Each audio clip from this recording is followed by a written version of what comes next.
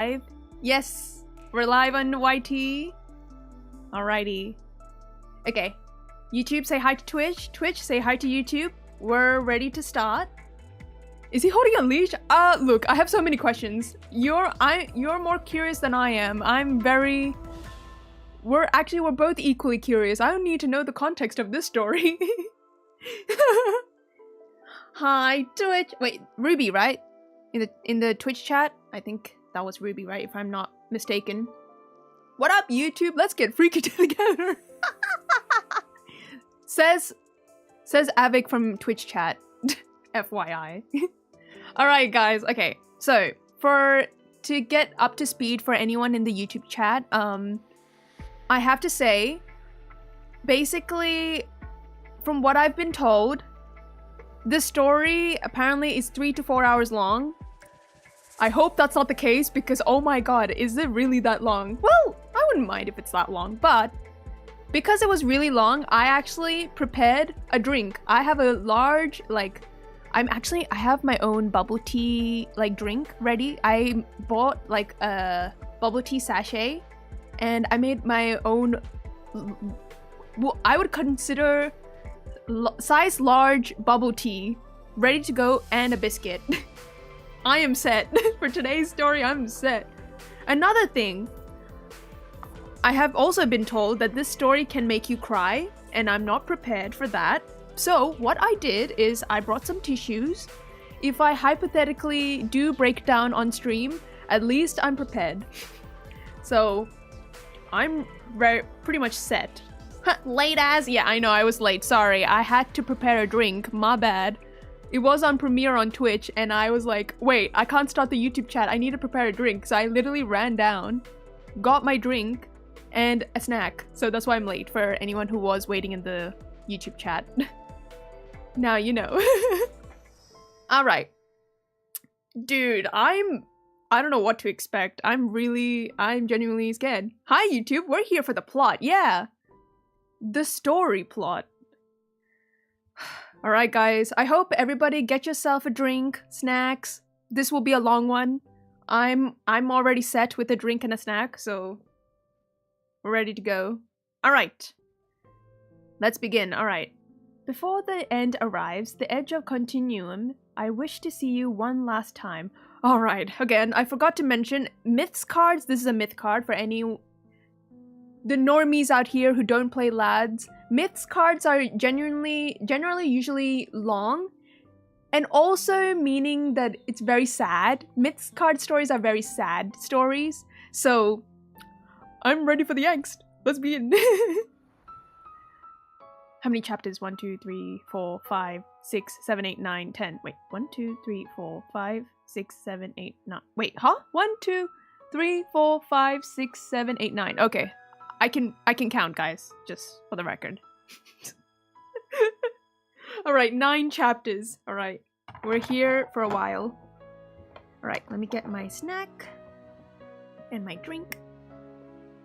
Your Twitch died on your phone, so you had to update this damn app to watch some peak. Oh, Twitch. Classic L's. Twitch and its classic L's. By the way, Avik, if watching Twitch is really difficult for you, you can watch it on YouTube because we are live on YouTube. The only difference is on YouTube chat, the chat, my response will be a little bit delayed if you're watching it on YouTube, but at least you can watch the stream, so I think it should be fine. But yeah, up to you. Oh, that reminds me, I need hang on. I do need to get the link. I should have done this before I started stream, but I'm supposed to get the link and pin it in the chat, and I completely forgot. So let me do that really quickly. YouTube is very delayed for the the screen comes in 5 or 10 seconds after Twitch. Yeah, so if you want a better less delay, then Twitch is much better. But if your Twitch app is failing, then I would suggest just watching on YouTube. But to each their own. Alright. Alright, let's get it started. Whew, okay. Alright, I'm eating my biscuit.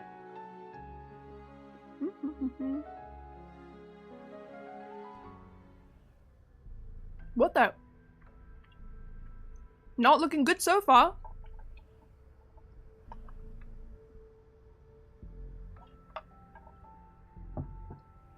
Alright. Cold, mysterious, and desolate. Between the skeletal, jagged mountain ridges, 7 colossal gates rise in layers. They reach for the heavens. Here lies a forbidden realm, where even the dead may not tread. At the end of a seemingly frozen time, it welcomes its first visitor.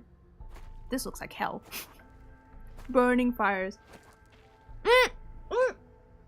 You are a supreme deity, the embodiment of annihilation and divine punishment. Bad idea to eat. You possess unparalleled wisdom. Bad idea to eat. Yeah, don't eat while watching. Bad idea. Don't be like me. Okay, let me just drink that down. Oh my god. Not my heart rate increasing. That was too obvious. Whoops. Alright. Okay, don't eat. Maybe don't eat while there's something on the screen. You guys can do that. I can't do that. Otherwise I will choke on stream. Anyways. I'm paying attention. Turn back. Do not set foot in Everlost where returning is impossible. You mustn't become one of those lamentations who are restless for Why does he have to be blindfolded in our first meeting? Why? Why? The Creatio stone from the primordial age. It lies in the netherworld, beyond the 7 gates, yes. You already possess supreme power. Why do you still seek the authority of creation? Is it for the MC? Is it for her? Beyond the 7 gates is a land where neither the sun nor the moon shine. Not even life and death can reach it. Your hands may be capable of bringing about the destruction of countless eons, and your divine gaze may see the end of time. Theory. I'm already making my theory immediately. What if this is Astra? Because Astra apparently is a guy, right? An old man. What if it's that guy? It's too early to tell. We just started. But what if it's Astra? His eyes are too pretty to be seen. We don't deserve it. That's why he's blindfolded? Got it. Makes sense. I don't blame him. Astra? He does sound old, to be honest. Yeah, I mean, the theory was that Astra was a man and not... I thought it was a woman initially, but apparently it's a man. But all you need to know is we don't like Astra. We hate... all of our homies hate Astra. So if it's this guy... I don't know, it's hard to tell, but... It's too early to tell. Once you set foot in this realm, your divine authority and radiant glory will turn into flowing sand. That price is insignificant.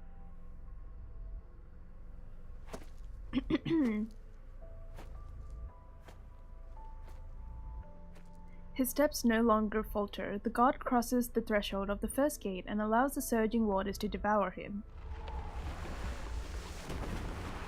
The boundless chaos, time and space whirl and surge. Only an amber-like world remains, nestled within the barely perceptible crevices of the void. I was gonna say the world.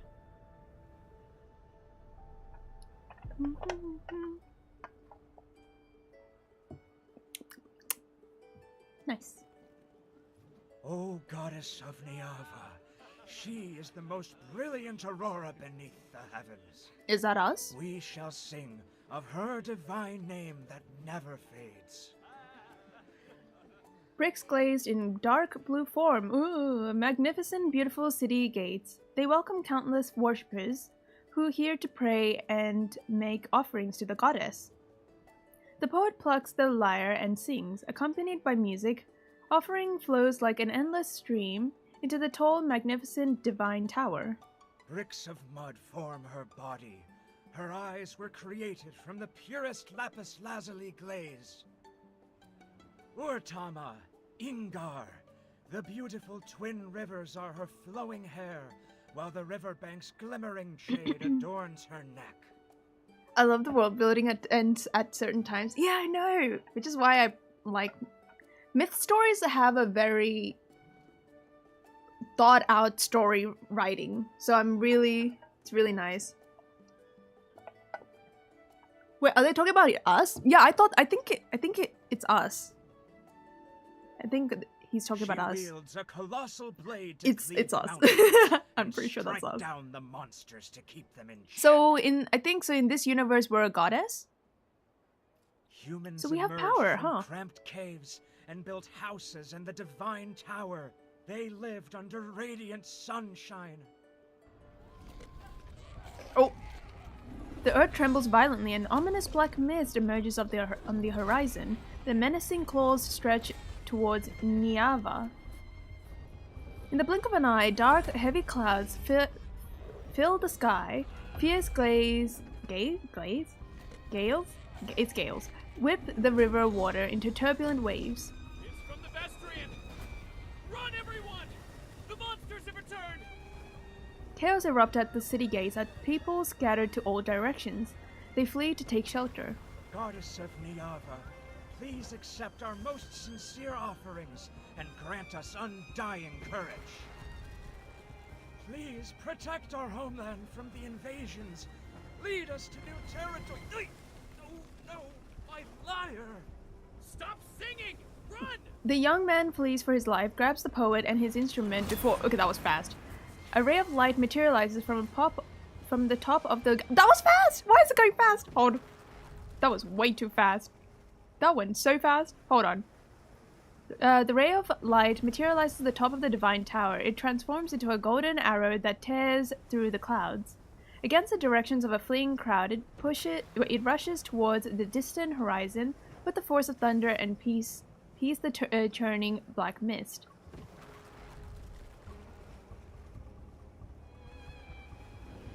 Alright.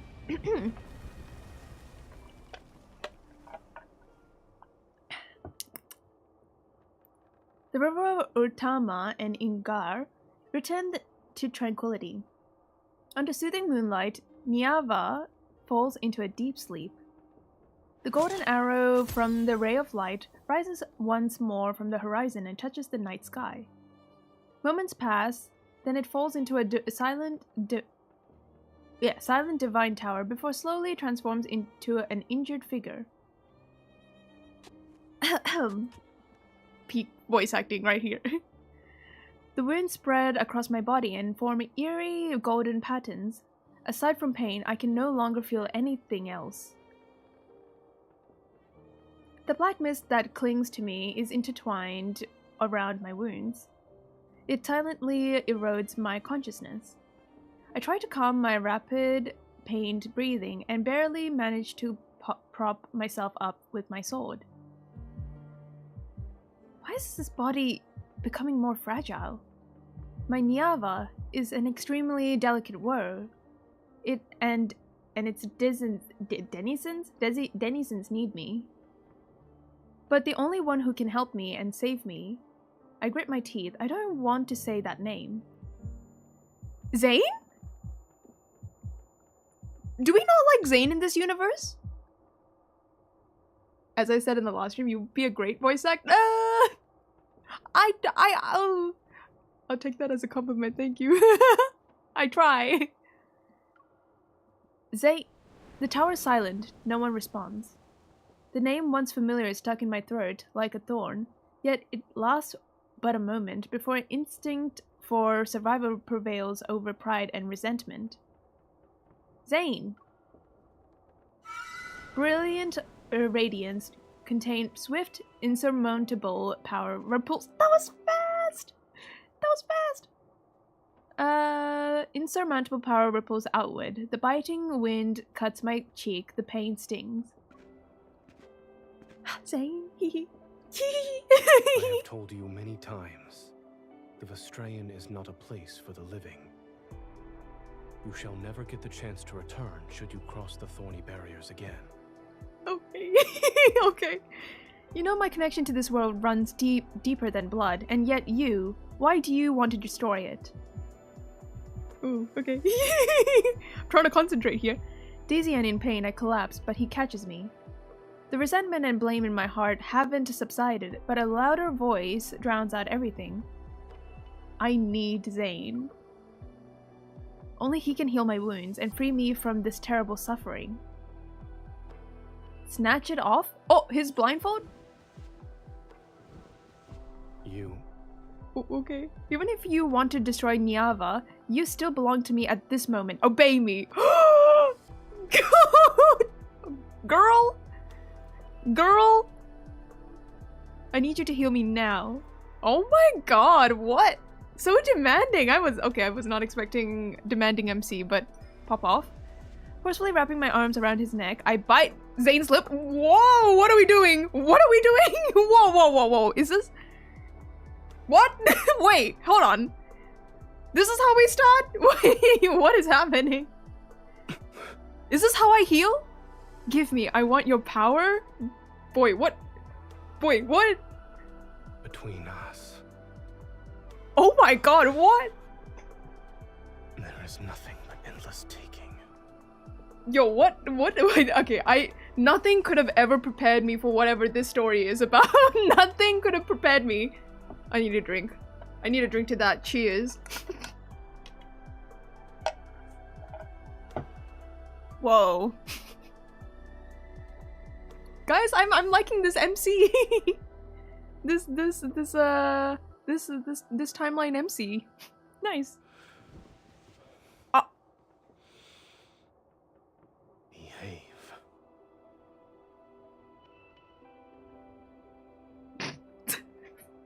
Yo, this is wild. Guys, we're in chapter 1. What? What? Already? This is chapter 1! This is chapter 1! What do you mean? What do you mean this is chapter 1? What are you talking about? This is how it starts? What? What? What? This is how we start? Excuse me? Yo, Your injuries. This is your resistance against me. excuse me. This is too much. We are in chapter 1. Can you... Good thing I didn't drink while this was happening. What is happening? Oh my god. I choked myself a little bit. Whoa, I was not I didn't think this was this is chapter 1. I thought it was gonna start like around like chapter 4. We're getting into it already. Screaming again. I see. I bet. Nothing could have prepared me for this. But anyways, demand power. We're just gonna... This is part of the story, guys. Totally. They're all because of you. To seek help from the gods, you should let the gods hear your supplications. I am a goddess? What are we doing? Understood. Feel this, and remember what I'm giving. What? Ah! What? What? What? Yo! Whoa! Chill out! Chill out! Yo! Wait a minute! Whoa! What the fuck? Wow! Zayne! Zayne! Who's this man? Who is this man? Who and what happened to my Zayne? Not complaining, but this is wild. This is wild. Guys, this is chapter 1. I have to emphasize that this is chapter 1. We just started. Okay. I've calmed down a little bit. It hurts, but his power keeps What? What are we doing? What are we doing? What are we doing? What do you mean his power flows through you? What do you mean? Did I read that right? No. His power keeps okay. Not exactly what I was thinking of, but okay, great. What does this mean? Oh my god, guys, this is wild. Push. Yo, whoa. Focus. I do well, like I can't focus. This is what is this? Wait, what am I doing? What? Wait, no, wait. I don't know what this is. Ah, what are we doing? Wait, hold on. Whoa. Hey, yo, wait. I didn't do the gameplay properly. I thought it was a tab. I didn't. Okay, I made a mistake. I was supposed to hold, but I didn't hold. I just tapped. I mean, he's already been a hornball in the other 5 stars. Oh! To be fair, Zayne out of everybody's is supposed to be the quote-unquote tamed one, but I mean, his more recent ones are a little bit wild, but other than that, this is wild! This is crazy! What am I looking at? This is crazy. Crazy stuff is happening, for real. For real. He's definitely dominant, isn't he? Not complaining. Not complaining at all. People were asking for long hair Zayne, and Info really said, nah, we're giving you everything, Zayne, and I'm happy. Thank you, Info. Thank you. Thank you, Info. This is what I needed. What's aerodynamics? Welcome in. Are you healing me, or is this a punishment? Very few can bear the power of annihilation. Wait, so is he? So this is supposed to be him healing us? Wait, so him doing this, whatever this is, this was him trying to heal us. Interesting. Honestly, I mean, well, he's not thinks of his nightly rendezvous. Okay, I do agree. Ever since the nightly rendezvous, it has changed, but it's welcomed. I'm not complaining, it's welcome. But this is like more insane, you know? Like compared to like the nightly rendezvous, this is more insane. Which, once again, not complaining. Just have to put it out there. I'm being fed well today. All right.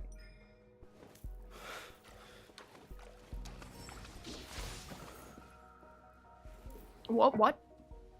Ah! The ritual won't end because you want it to. Excuse me? Excuse me. Chill. Ah! What? I need a drink. I need a drink for this one. It's gonna be a no. Okay, we're surviving.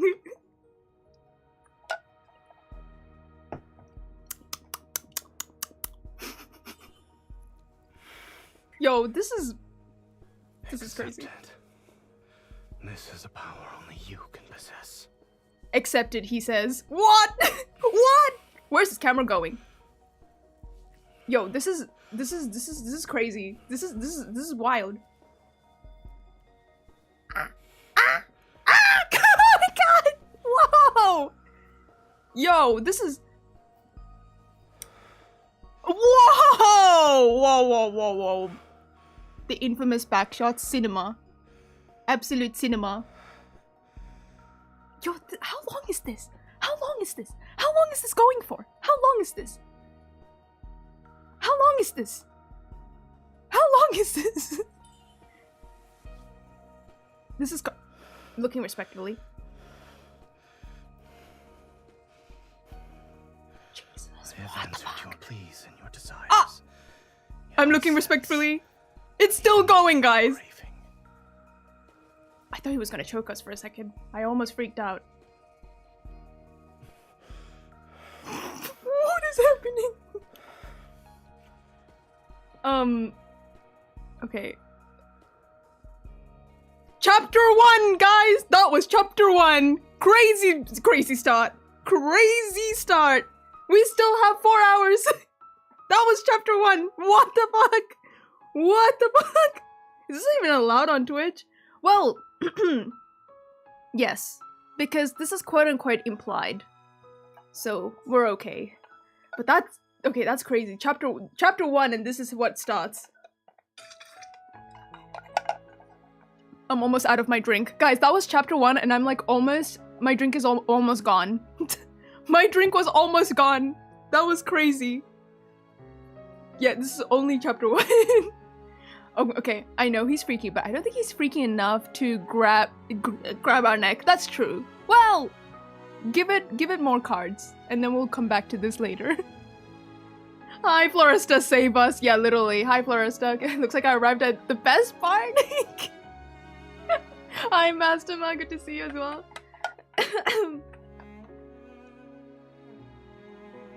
Wait, Catch 22? Oh, I don't have Zayne Catch 22. Damn it. Does he like... He chokes us in Catch 22? I don't have that card, so I have no idea. I only have Silas's one, so I can only confirm for Silas one.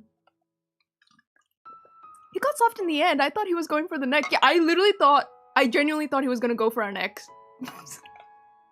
He grabs us for the neck to kiss us. Eek! Eek! That's crazy. Eek! Oh my god. Alright guys, chapter 1 finished, and I've finished my drink. I finished my drink already, and we only barely scratched the surface. Hey, save you guys. I'm here to get down bad, even if this is not my type. Guys are cruel. You guys are, you know what? Fair enough. I don't blame you anymore. Alright, chapter 2. That's crazy. I can't believe this is how we start off.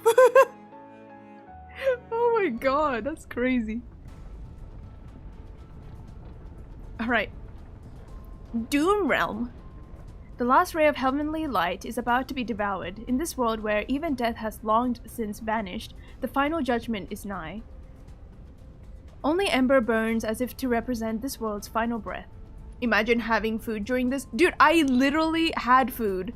And I ate it all up and I drank everything only in the first chapter. Only in the first chapter. I've used up everything. Now I have nothing to eat or drink in the next 8 chapters. Because I used up all of it in the first chapter. Oh my god. Alright, only embers burn as if to represent this world's final breath.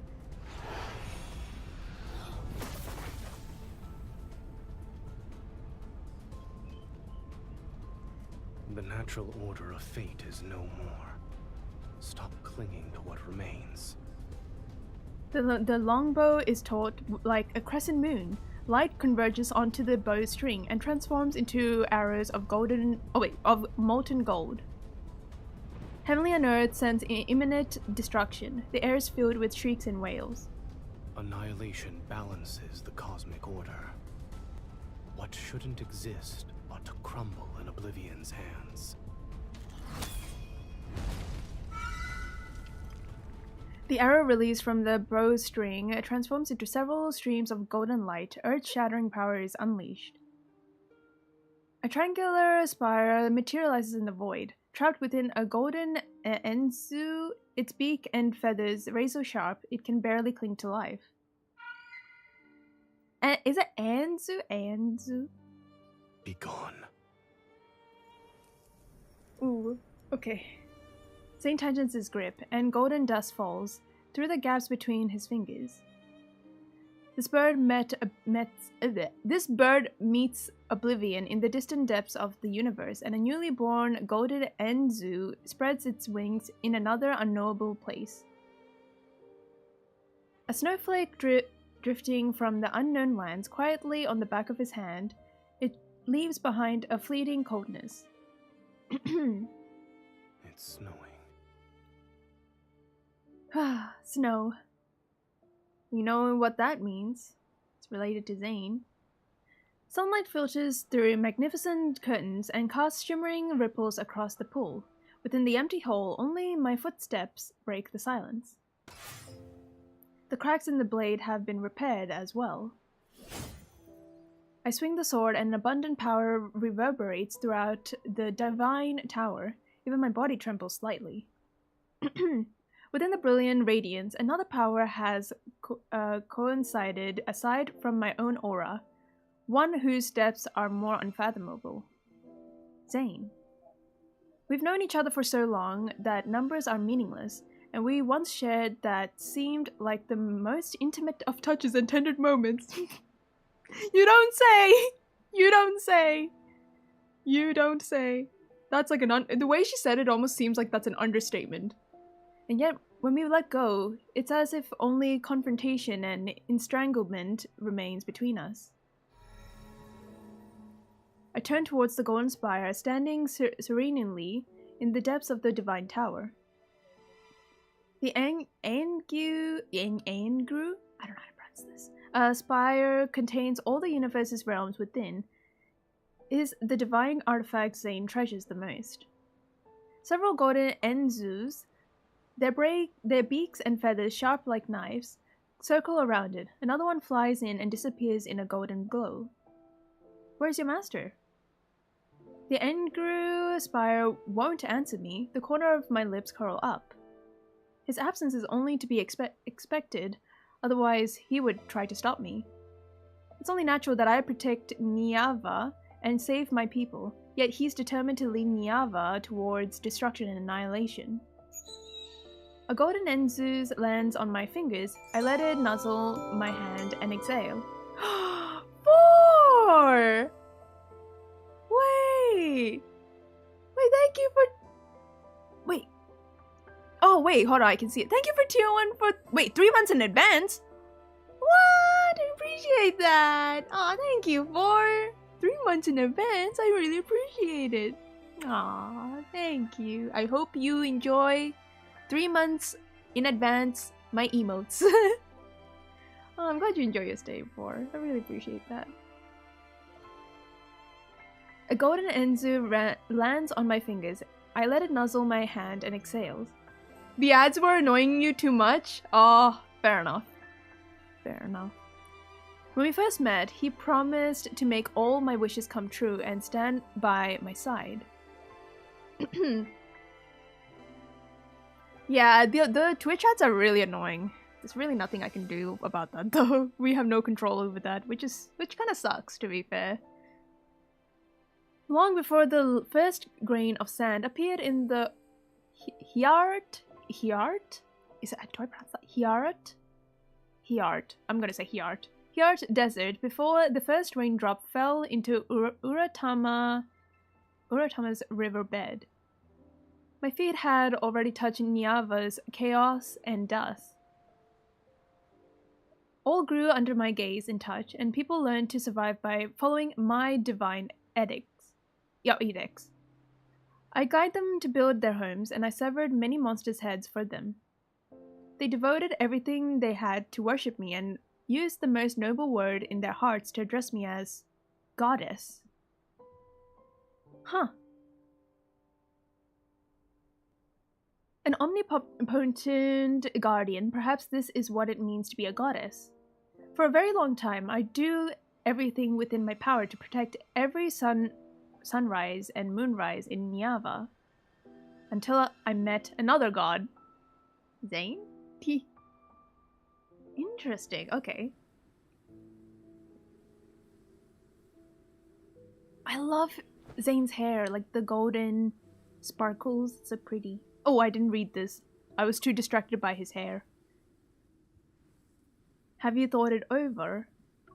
I jumped down from the boulder, and the god whose name was Zayne withdrew the Engru spire. His expression was colder and harder than stone. I have declined your offer more than once. I shall not carve my name upon your destiny stone. I will say something towards the end of the quest. I hope you won't be banished from this chat. Wait, what do you mean? Is it sus? Yeah, I forgot that you were subbed and asked Katsu, why I'm not seeing ads? I'm so dumb from you. Oh no. Hey, that happens. It's okay. I let out a derisive snort and drew my sword in an attempt to strike, but the blade's light and had vanished without a trace before it could even reach him. See? With my immersed strength, you can be a guardian of Niava. I can tell you don't belong here. Yes, you're like a sun that belongs to another world. If you don't carve my name upon the destiny stone, you will disappear like sand.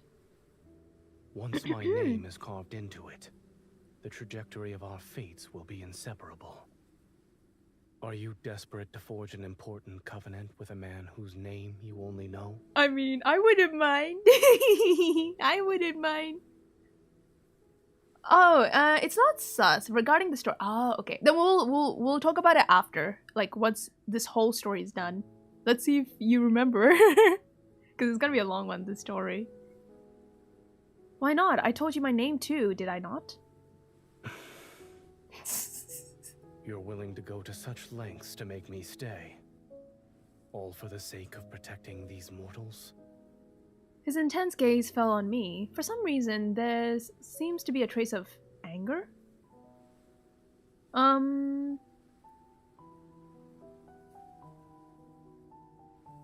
Well,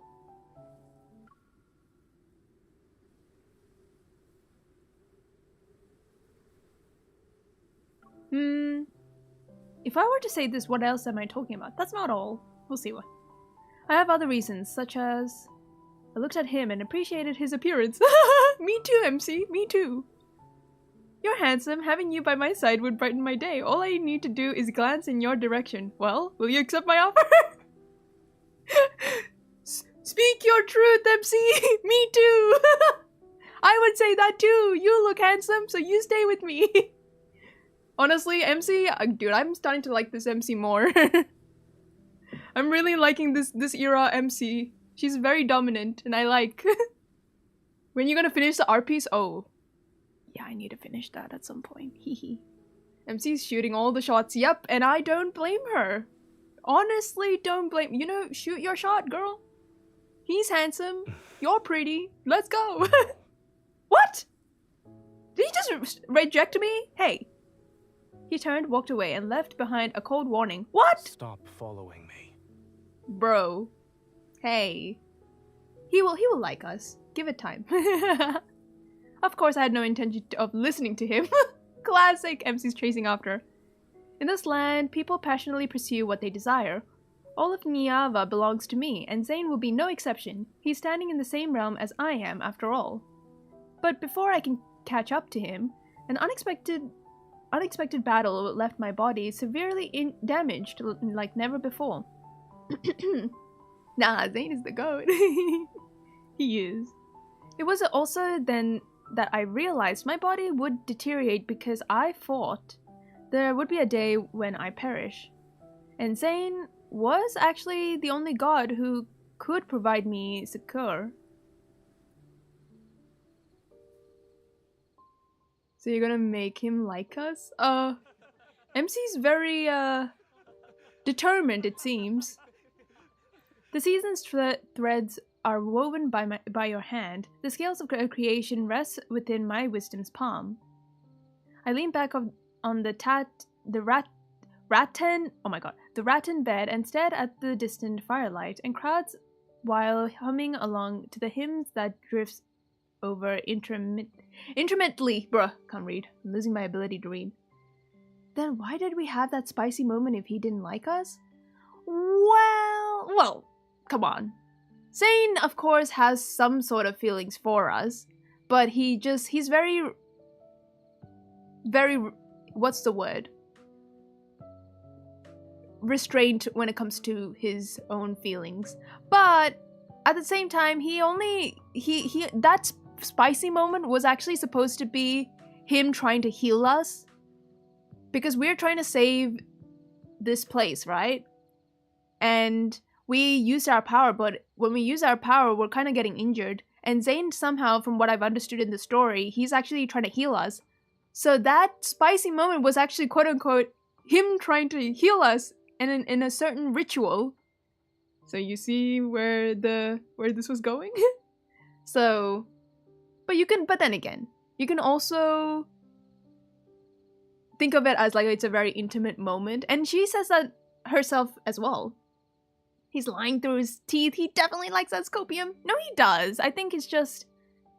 I think for a moment, he's a little bit upset with us, the MC, because we put so much care and putting our life on the line for some mortals.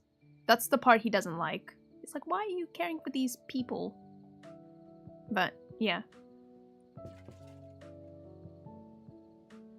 Oh, Zayne. Is being worshipped and praised by humans truly a joyous thing? Being praised, yes. The songs they're writing continues to improve. I shifted the side so that there was room on the bed, and I pulled Zayne down to sit. Oh, okay, great. He still maintained that cold, indifferent demeanor. He brushed aside the sheer fabric draped over my shoulders. You're willing to risk your life in endless combat just for insignificant praises. Zayne, are you saying this because you don't like my people, or are you concerned about me? See, exactly what I said before. Exactly what I said. Neither. Hey! Oh. He's lying. He's lying to his... He's lying! He scooped up water from the jar to wash my skin that had recently healed. Then why do you rush into that black mist to rescue me? Yeah. Zayne, very contradictory. Which, to be fair, I'm not complaining. Your questions seem endless. Which means you'll have to get used to it. Although I was concerned about the black mist that appeared, I decided to focus my efforts on convincing Zayne to stay. He possessed power that even I could not match, and he could heal my body. I couldn't let him slip away. Shouldn't you reconsider my offer?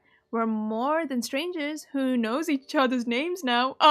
Yeah, and we quote-unquote had a really interesting, intimate moment because he was trying to heal us. Totally. We're not strangers. We're more than strangers. I gave him a meaningful look. When he had healed me, I had been somewhat unconscious. However, I remember more than he thought. I don't need you to care for me. Oh, Zayne. I grabbed his hand and sat on his lap. Whoa! Hello? According to Nyava's law, you belong to me. You have no right to refuse. We are friends with benefits? Dude, that's wild. Do they know what that means in this universe? I don't think that exists. Do I look like someone who follows those so-called laws? Well, funny enough, the current day Zayne does follow a lot of rules, so... Sometimes. Not all the time, but like, majority of the time. I smiled and kissed his eyelid. You can push me away. Whoa, what is happening? MC's so dominant in this, which I'm kind of excited for, honestly. You don't know anything, yet you dare to open your mouth. Although he remained calm, his gaze was reminiscent of a deep pool that dark torrents surged beneath the surface to warn me. Let's assume the final outcome of us being together is eternal separation, or even obliteration. Would you still accept it? You and I haven't even experienced a beginning. Why are you already thinking about our ending? Being afraid of the future that has yet to occur is a waste of time and betrays our true feelings. Then enlighten me. I'll lend an ear to your desires. We need an animation of sitting in his lap. Come on! They would never. I mean, they would, but it's too much effort.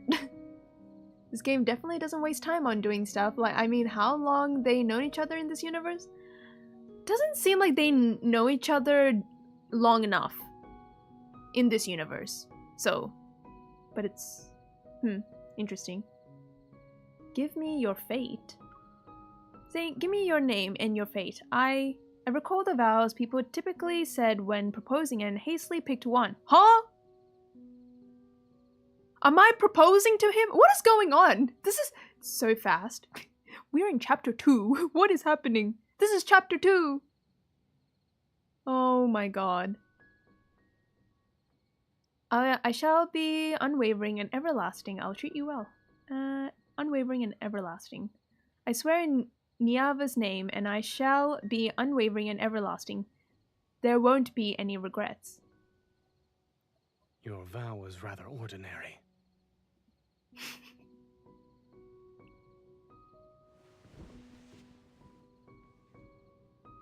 He finally took my hand and slowly spread his fingers until they were intertwined with mine. Why are they proposing to a stranger? I would like some build-up in the relationship. Well, to be fair, I think So we know MC's motive, right? MC's motive is trying to have Zayne to stay with, like, by our side because he's a god and he has a lot of power and he can heal MC. She tries to protect, you know, the country that she, or like the place that she rules over. But the thing is, Zayne was thinking about leaving and she kind of doesn't want that. So she's trying everything she can to, you know, have Zayne to stick around. So If I agree, then I want you to stay by my side forever. Oh! Starting from this moment. Okay, alright. Okay. Promise? Starting from this moment, I shall forever remain by your side. Dude, what? Within the brilliance golden glow, a god responds to me. Our names will be carved together. From now on, I shall ensure your every wish comes true. Ooh, will this be misconstrued towards the end? I hope that isn't the case.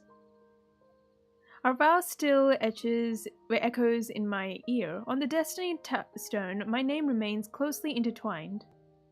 But the black mist, the appearance of Vastrian, quickly becomes the beginning of conflict between Zayne and me. He did not protect Niava as I wanted. Instead, he allowed Vastrian to bring catastrophe and devour my people's homes. I was wrong to have those thoughts back then. How could a god who governs annihilation possibly harbor goodness and mercy towards Niava? Whoa, that was loud. My fingertips are pecked twice, which makes me return to the present moment. I unceremoniously poke the bird's head. What? You still want to protest on his behalf? The golden Enzu suddenly lets a shriller cry before pecking my palm with greater force. Fresh blood immediately wells up. Before I can react, it spreads its wings and flies back to Engru Spire. Wait, you...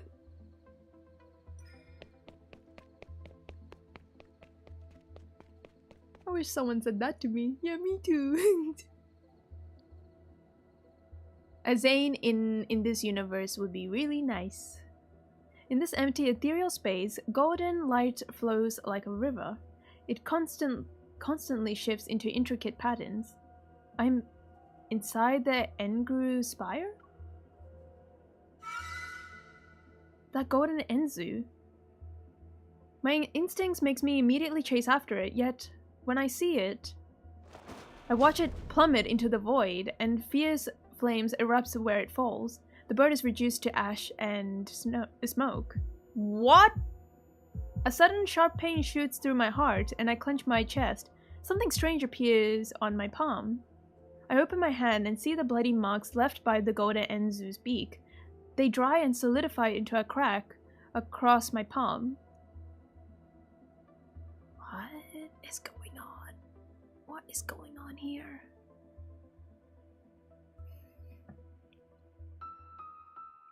I have a lot of questions. We will only find out when we continue the chapter. Chapter 3. Oh, okay. I soon understand what that strange line meant. The golden thread intertwined in my hair suddenly snaps. The broken jade cuts off a strand of hair. I hear a silent lament from Uritama. Niava's rivers, Uritama and Ingar, are akin to the two most vital arteries in a heart. Oh, wait! But now that one river has stopped flowing, the body called Niava is about to lose life luster.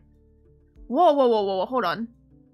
This is so weird because lore time, lore crafting.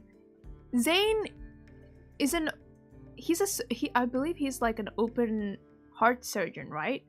So this is very interesting when they talk about the arteries of a heart. That's interesting. I mean, like if we are trying to nitpick about this, it's kind of interesting. I must save Uritama. There's only 9 chapters? Yeah. But it's pretty long though, I would say, so far. As always, the sun rises, it shines on everyone's face and on the river water that lies as still as a mirror. What are we supposed to do if the river stops flowing and dries up? Don't worry. Our goddess will protect us. Tama will not It's dry Tama, up. not your Tama. Your Tama. It's Tama. Said it wrong. We should hurry to the Divine Tower and offer sacrifices. Only then can we ask the goddess to bestow her divine guidance. Walking along the river bank, I hear people discussing Tama's strange condition. Maybe the goddess deliberately stopped the water to prevent the wheat fields on both riverbanks from being flooded again? Indeed. If this is planned by the goddess, then we should follow suit. It's time to compose new hymns. We must sing and abide by the actions of our goddess. The worry lingers on humans' faces. For only a moment, they soon hum new melodies and continue on with their daily lives.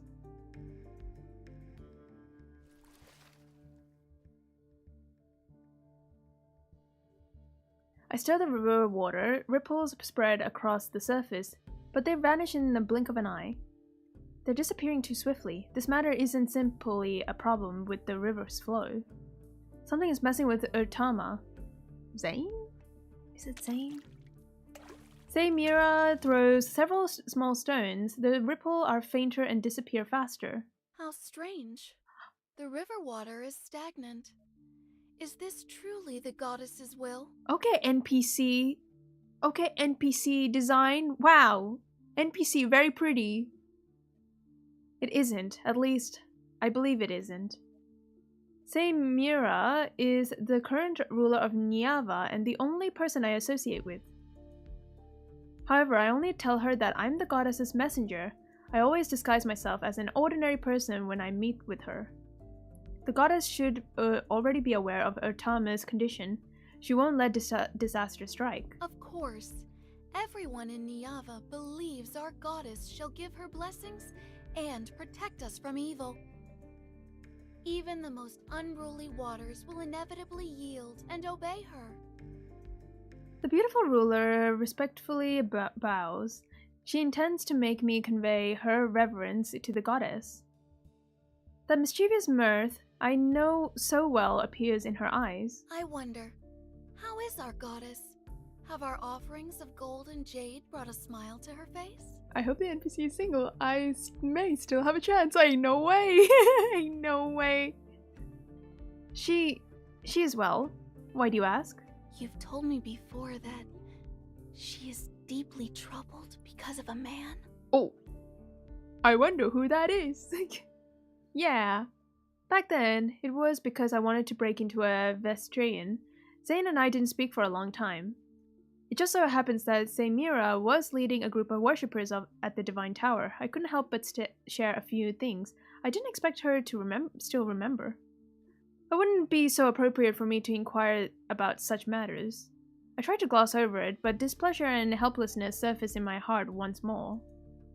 After treating my injuries, Zayne vanishes without a trace again, and at some point, he also took the Engru Spire from the Divine Tower. He certainly returned to the Divine Tower, yet he won't even see me. How infuriating. But I would admit, I had never truly understood him. In addition, I even know less about what he wants to do. That man must be exceptionally outstanding to win the goddess's favor. Hell yeah! Agreed? Yup. Beautiful roses always have sharp thorns, but everything under the heavens belongs to our goddess. A mere man will certainly bow down at her feet. Yep. You're right, our goddess is omnipotent. She will never admit defeat in front of him. Oh god.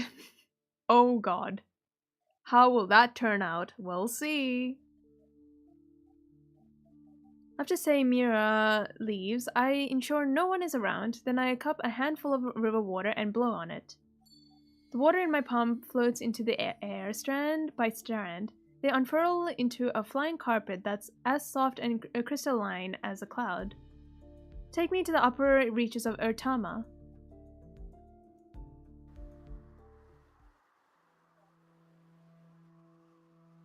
Urtama River.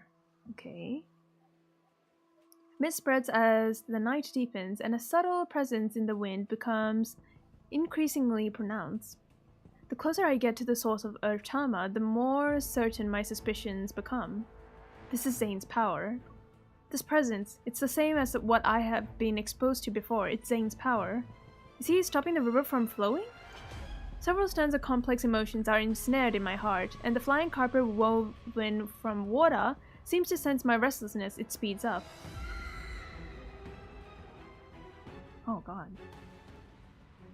Suddenly, the river's surface, shrouded in mist, is slashed by golden blades as several golden enzus soar. Golden enzus, Zayne is here. They fly without delay, as if something's urgent is driving them forward. Seeing that I had caught up, the golden enzus cry out as they change directions. That was really fast!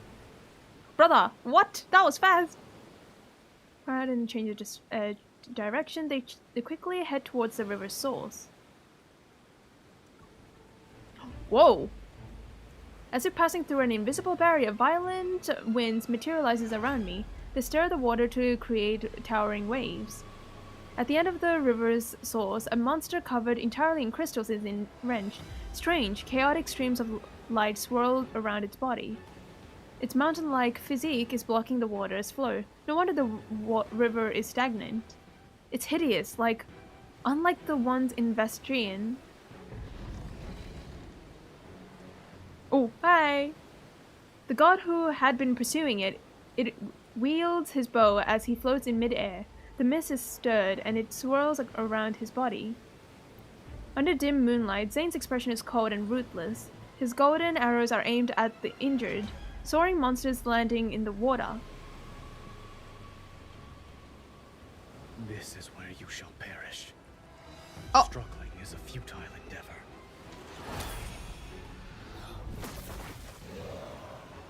Severely wounded monsters attack frantically.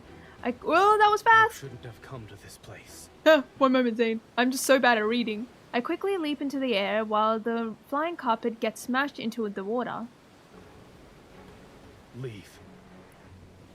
Zayne keeps his gaze fixed on what's ahead. One hand holds his bow while the other traces golden runes in the air. He intends to teleport me anyway. Oh wait, teleports me away. I have no interest in staying. I can be anywhere. I have no interest in staying. I can be anywhere. All of Niava belongs to me. I can be anywhere in this world if I so wish. Zayne's like, God damn this girl. Don't give it another opening. I grab my sword and fly to Zayne's side. The monster pivots and charges towards us. Perfect. Let's see how sharp my repaired sword is. Zayne raises his hand and summons the Engru's Spire. Brilliant light spills out from the golden divine artifact. A burning mark is etched onto the monster's body. Aim for its weak spot. I see it.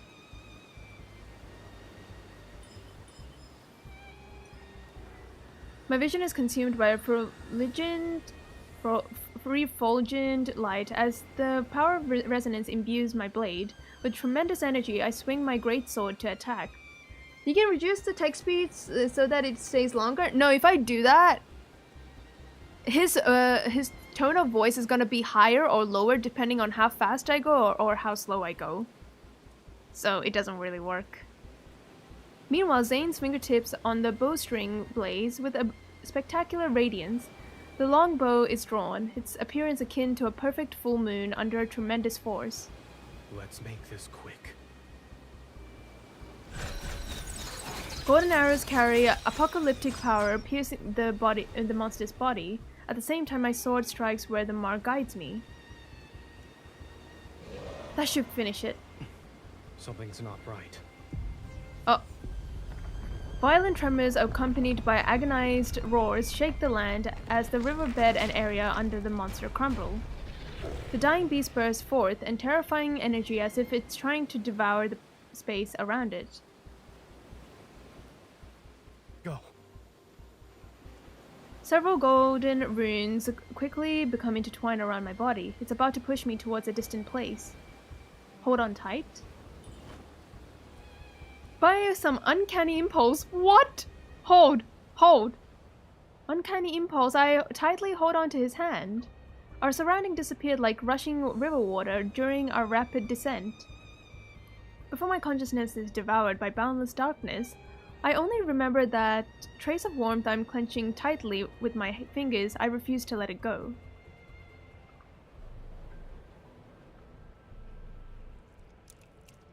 Bone-chilling coldness washes over me again and again. I curl up. In the cracks between the universe and time itself, golden eternity gaze lands on me. Oh. Who is that? My name? I want to see the voice's owner, but a hand suddenly covers my eyes. There's no need to rush. You need to sleep for a long time. That's Zayne's voice, but why is this a question mark?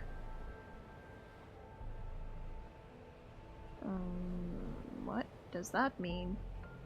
The cold sensation fades. Warm golden light envelopes me. There will be a day when we meet again. Oh! Hello? Is this current? Is this... Wait. Whoa, wait, hold on. Is this current timeline Zayne? Wait, then how is he able to communicate with... Wait, I'm so confused. What? What? What was that? What was that? I have so many questions. What? Oh, what? Why are we going to? Why are we going away? Is this our past? So technically, this is the myths card is indicating our past timeline. This is like a alternative. I won't say it's alternative universe, but it's like a different timeline. It's a different universe. But more likely something happened in the past, so... But I wonder... I have so many questions. Well, chapter 4.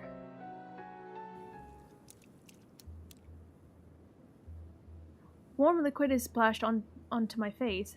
There's a moist sensation. Ugh, I don't like that word, moist. And the metallic scent of blood fills my nostrils. I open my eyes. Oh! If you had woken up any later, you would have been swallowed by the sea of sand. Guys? Guys? Is this R2 outfit? Look, I know we're almost about to die, but I'm looking at you respectfully. We're already in chapter 4. I don't think it will be like, it will take 3 to 4 hours. I think so too. Well, to be honest, hard to tell. It's early to tell now. I mean, but so far it is going pretty fast, I would say, but... How dare someone scratches his smooth skin? I know, right? Seemingly alive, waves of white sand slowly rise and fall. They surge towards us again and again. Looking at the arm around my waist, I lift my head. Zayne is sitting against a black stone and about a half person's height. He's holding me in his embrace to an extent. A golden barrier envelopes us to keep the endless waves at bay. Where are we? Inside that monster's stomach? Worse, I'm afraid. What? Where? This place is inside its protocore. How? What? How does that work? How does What's a protocore? Oh, right. This universe doesn't know what a protocore is. What's a protocore? You can think of it as its heart. How are we inside? If this heart devours us and absorbs enough power, that monster will resurrect itself. We can't let it do as it pleases. We must get out of here as soon as... A sticky sensation on my palm makes me freeze. I look at the wounds covering Zayne's body. A moment passes before I attentively reach out. Oh, Zayne, you're hurt. It's blood. You're not mistaken. Are you actually injured? It's not an illusion created by the protocore. My injuries aren't serious. But his blood continues to fall, and the golden barrier seems to waver. Zayne, who has always been invincible and all-powerful, is actually injured. Take off everything you're wearing. Okay, girl, what? Oh, okay, I know what she's doing, but like, I was not prepared for that. Is she? What? Wait, are we? No way. I better not. I swear to God, if I see him like shirtless.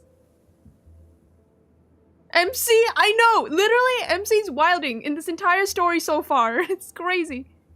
Seeing him not move, I used one hand to tear away the remaining clothes on his body while using my other hand to retrieve the water's pouch from my waist. I poured water all over his wound. This is the holy water from the tower's pool. Once the bleeding stops, you should feel better.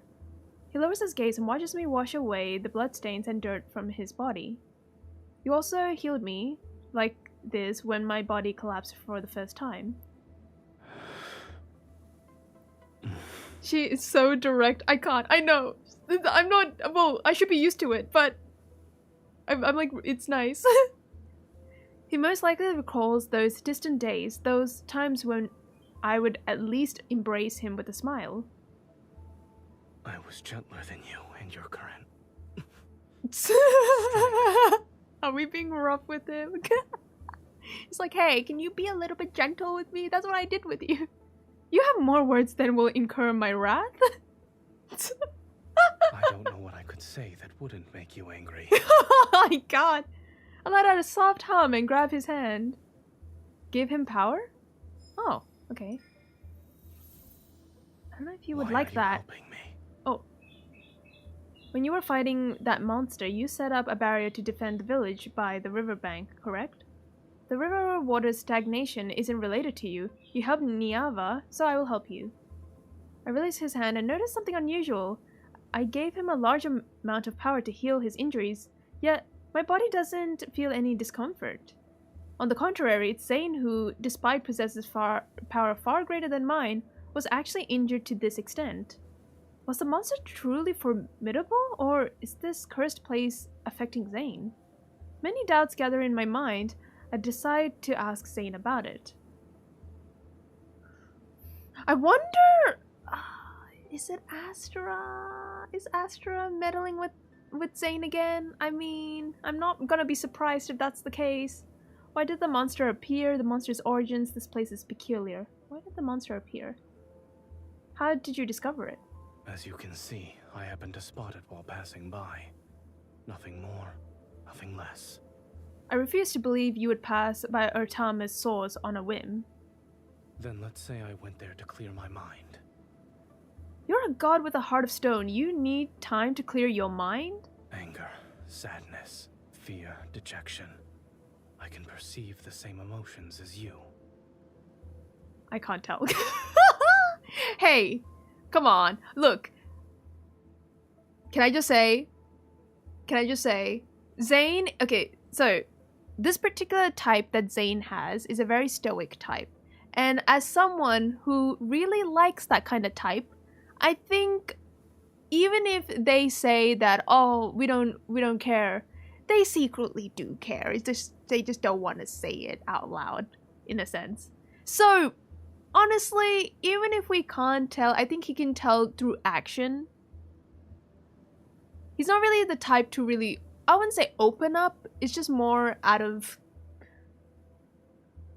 I wouldn't say it's out of fear, but it's just, it's not, like, for him it seems like a burden to really tell, like, communicate his feelings like that to her, but I think he just wants, I don't know, I think he just is a very reserved type. He's a softie inside, he is, it's just, it's, some people don't recognize that. Monster's origins. Speaking of which, I fought near the Vestirian many times before. This is the first time I've seen a monster covered entirely in crystals like that. Do you know of its origins? I'm sorry to disappoint you, but this is also the first time I've seen it in Niava. That's a wanderer, right? So, but they don't know what a wanderer is. So I guess a wanderer has always been there in every different timelines. Zayne turns towards the churning waves of sand, yet he seems to be looking at somewhere further away. I follow his gaze. There's only an endless expanse of white. Hopefully it will be the last time too. This place is peculiar. Don't you think this place is very peculiar? My body, which constantly needs to be healed, is unharmed, and here you are covered in wounds. I suppose this place likes you more, so it wants to devour you more. That depends on whether or not it has the ability to do so. Zayne traces another rune in the air, and the barrier immediately becomes wider and more expansive. It envelops a larger part of it, the desert. I need to recover my strength. Don't leave until then. Do you know how to leave this place? I don't, so we might as well destroy it. How is it that difficult? We don't need to wait for you to recover your strength. I grab my sword's hilt, and a gentle power flows through my body. This unprecedented condition makes me more confident. Leave it to me. Wait. What? I stand on my tiptoes, and immediately it transforms into a golden arrow. I swiftly ascends towards the night sky, that as black as an ink. Hi, Grey Fox and TTN. How are you? What card is this? This is Edge of Continuum. Sorry, Edge of Continuum. This is Zayne's myth card. I stand on my tiptoes and immediately transforms into a golden arrow. I swiftly ascend towards the night sky as black as ink. One moment later, Zayne watches the golden arrow like a meteor shower returns to his side and transforms into a figure he's most familiar with, dust and sand swirl. Draping his outer robe over her, Zayne closes his eyes and silently focuses on restoring his power.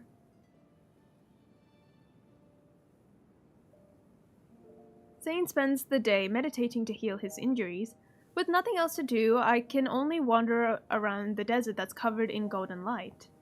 Within the strange space, there is no distinction between day and night. The color of the sky isn't clear. There's only a faint strip of white behind the distant clouds. It could be the outline of a spire's top or a broken crescent moon.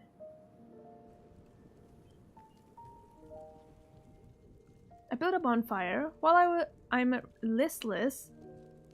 I thought you said restless. Okay. While I'm listlessly piling up sand, Zayne quietly sits down beside me.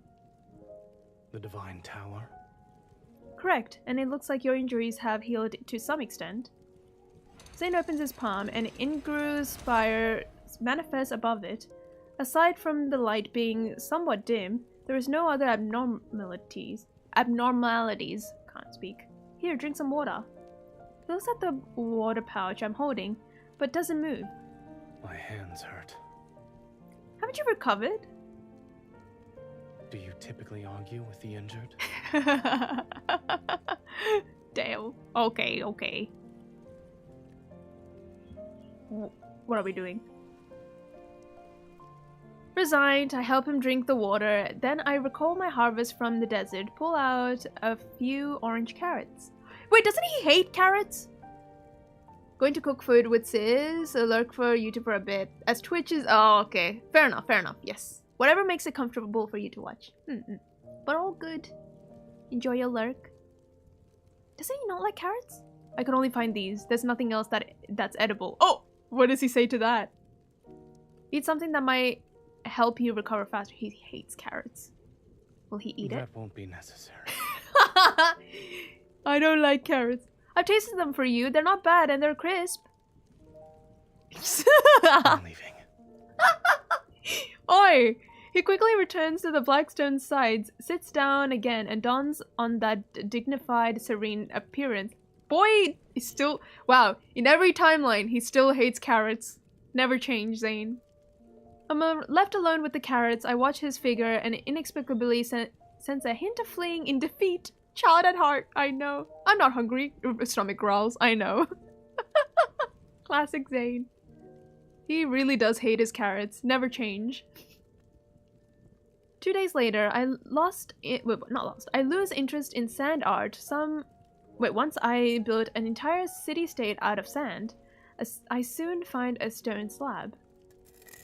There is no sunrise or moonset here. Keeping track of time is meaningless. I'm not keeping track of time. Then what are you doing? I'm drawing you. Oh! Artist, eye for an eye. MC is just like me. Which is funny, because for any of the YouTube chat who's watching this, I am an artist. I actually did an art of Zayne in this form but I haven't finished, so this is really funny. I still have to finish it. I haven't finished it yet. Maybe once I finish the story, I might be inspired again and come back and, you know, finish drawing him. I blow away the debris and dust. I point out the crooked lines that vaguely resemble his figure. This is how you appear when you were injured, and this is you when you let me give you water. Over here is how you looked while recovering. When we return to the tower, I will put it in the most prominent place. Zayne's DeviantArt is full of edgy characters. Bet on it? Oh my god. Dude, is DeviantArt still running? It's been so long. I remember using it like years ago, like ages ago, but is that website still going? You will remember such disheveled moments whenever you see it. Childish, says the guy who doesn't want to eat carrots. Let me show you something that's not childish then. Using my memory, I carefully draw symbols in the sand before me. Several rocks here had these. It was almost like someone carved them. Assuming that they're text, these symbols don't belong to Niavian language. Can you read them? this space doesn't truly exist. It's simply a shadow cast from somewhere else. These symbols might be from the past, or perhaps they exist in a more distant future. Oh? We're talking about the future or the past, depending. Hang on, I want to check something. Hold. Wait, can I hide this? I'm taking a closer look. He doesn't have scars on his arm, does he? Yeah, he doesn't have any scars. Interesting. Yeah, he doesn't have scars in this arm. Alright, I just wanted to check. In either case, they're of no use to us. Cool, bro, but we asked if you could read them. Yeah, he said, I don't know, man. It could be from the past or the future. So it's gonna be... I think that's a no. Are you saying that everything we're seeing and touching is an illusion? No. You can actually die here.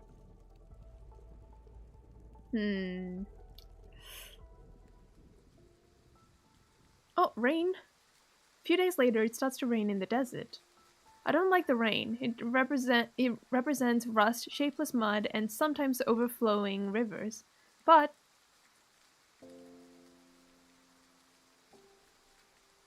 the rain here is beautiful.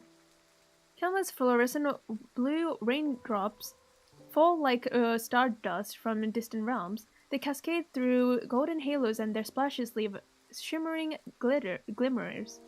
If what you said is true, then do these droplets also come from the past, or the future perchance?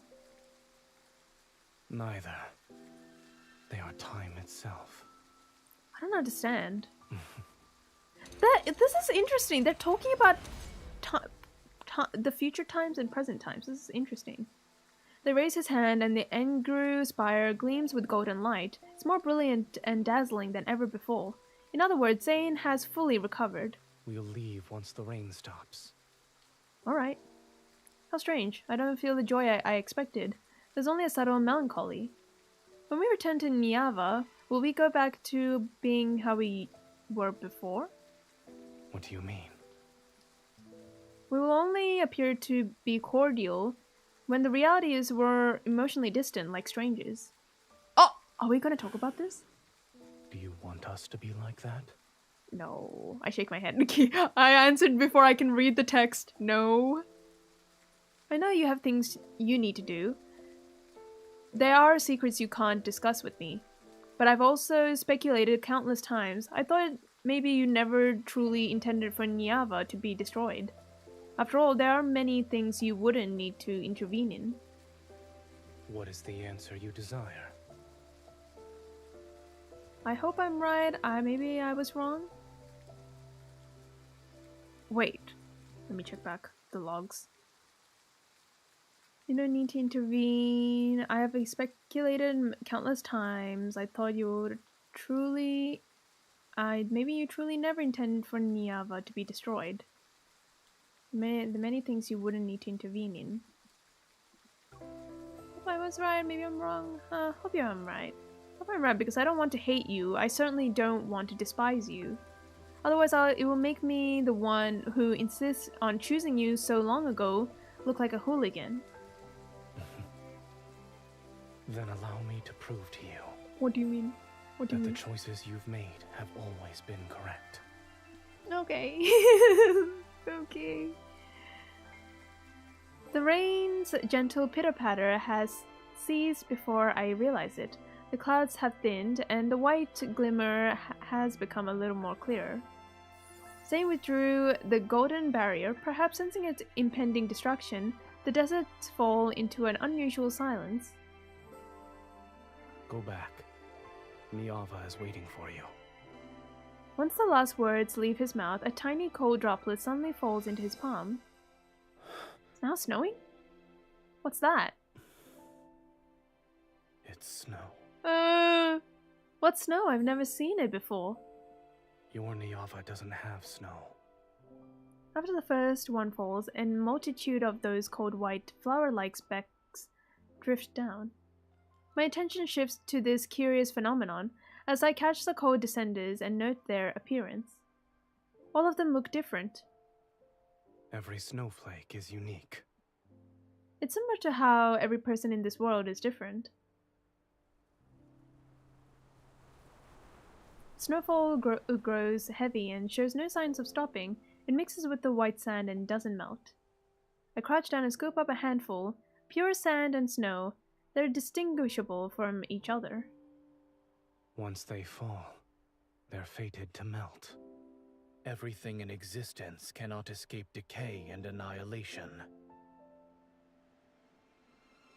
He holds my palm and the cold wind immediately blows away the sand and snow from my hand. But destruction is only force that can bring about new life, yes? I catch a falling ice droplet again. Like Niava's dissonance, the weeping that accompanies death resounds as a new life cries for the first time. It's time to go. Okay. Oh, thanks for the hydrate, Florista. Thank you. And stretch. I do need to stretch.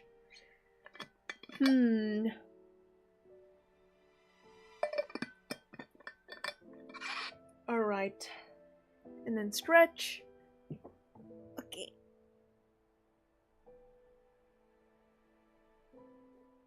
Okay. Alright. Nice. Alright. I kind of needed that stretch. Alright. Time to go. The angry spire rises from his hand, its massive body settling onto the white snow sand and manifesting a brilliant golden magic circle. I was gonna say magic glow. Resonate? Oh. As soon as I reach out, Zayne tightly grasps my hand. The warmth he transfers dispels the cold from my fingertips. When I step into Agur's spire's magic circle with him, I look back at the heavy snow that's gradually covering everything behind us. This snow is unworthy of your affection. Ah! The violent tremors and blinding... Oh, that's a really bright... white light makes it seem as if the world is collapsing. Then I'm pulled into an embrace that's as cold as snow. Ooh, okay. Okay. Cute. Really cute. Okay, now we're halfway. Okay. I feel like we might complete this maybe in 2 hours, I think. That's my prediction. I could be wrong. Maybe 2 hours together, I think. So right now we're halfway. We finished like an hour already, I think. This is like equivalently an hour's worth. So I'm gonna assume this full story is like 2 hours. Maybe. That's my guess. So I would still remember those brief, dreamlike days long after they have passed. In my memories, there are a silvery sea of sand, the luminous blue rain, the swirling snow, and the embrace from Zayne's palm and embrace. Urtama begins to flow again. People gathered beneath the divine tower to thank the goddess for once again granting them shelter and hope. However, a vague sense of worry and unease still lingers in my heart. It spreads with every drop of blood that flows and diffuses into a blurry nightmare.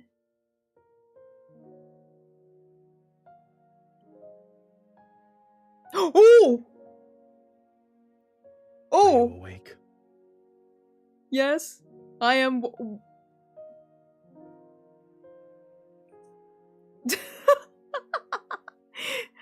Every time we see R2 outfit, I'm like, oh, right. What happened? What did I miss? No, no. This is the R2 outfit, so this is like very like his like cloak is like missing. So you always sees shirtless. With his like chain, you know, body chain obviously, but a ray of morning light shines into a divine tower. It draws a sharp line of light and shadow across the smooth tiles. Oh, his back, yeah.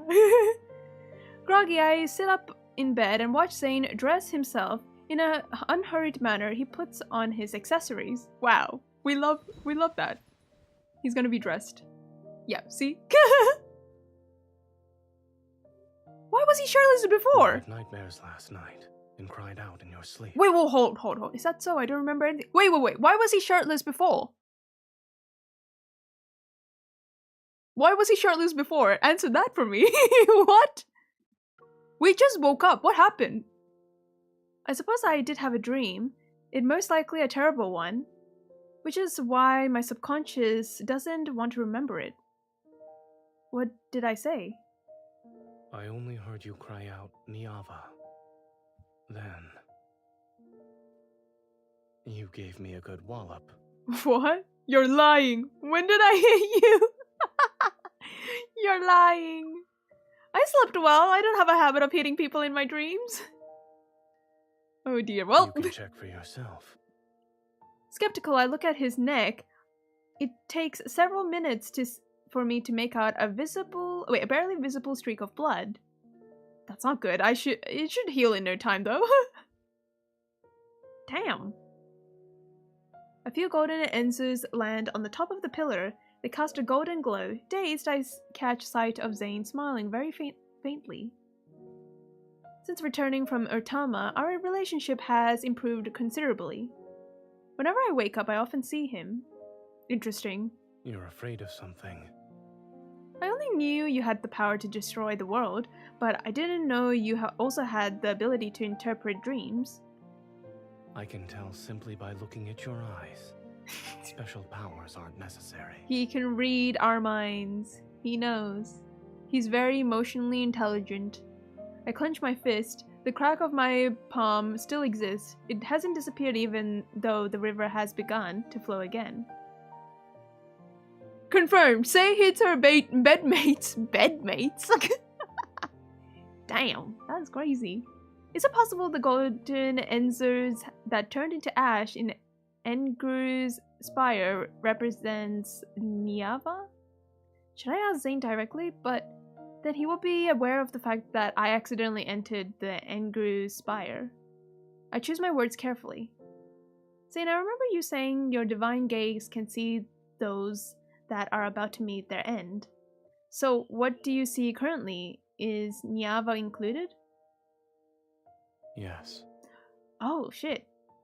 He straight up tells her? I see. I nod. For a moment I can't think of anything else to say, so I can only respond with silence. I thought you'd be furious.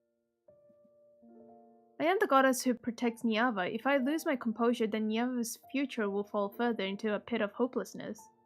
Besides, didn't you say that you wouldn't let Niava be destroyed? Can I assume that? I smile and place both my hands on Zayne's shoulder. The end you see isn't necessarily set in stone. I'll have to be more careful with my words when you're around. What? But you also understand that without an end, nothing new can arise. This is the unshakable law that governs all realms. So this is prophesized. Do not Nothing even can attempt to touch fate's forbidden territory. Interesting. Such as Vastrian? Wait, so wow, this is like the same as Xavier's one. The previous Mythgard. Xavier was like that too. He's like, you can't really change anything no matter how many times Unless you can... But the thing is, we are special. Like, MC herself is very special because she defies fate. So I feel like she's an abnormally herself. I think she does have the power to change fate. Somehow. We just don't know how, but she somehow has that power, or her protocol does that for her. I sigh. My relationship with Zayne has improved so much as of late. I don't want to get into another argument with him again. I understand. I won't take any risks. I give him a hug before jumping down from the bed, just as I'm about to head outside. Where are we going? My belt gets caught and I turn around. I haven't decided yet. Maybe I'll walk around and think about how to save Niava. Come with me then. Oh. He pauses. His fingers that rest in my waist falters before tightening their grip. He clears his throat. There's a gift I want to give to you. Oh? A gift for me? A gift for little old me? Zayne leads me through the city's alleys. On the streets and by the riverbanks, there are busy and ecstatic humans everywhere. Zayne covers his eyes, and I wear a veil. At this moment, we're simply two lovers, walking hand in hand amongst the crowd. Stop it! Stop it! It's so cute! Stop it! Oh, man. Oh, blindfold. What is this gift? This is the Say third they time look like you've asked newlyweds? this question. You know what's funny for? They even, like, the thing is, they even exchanged their vows already. They have exchanged vows. So, in a sense, kinda.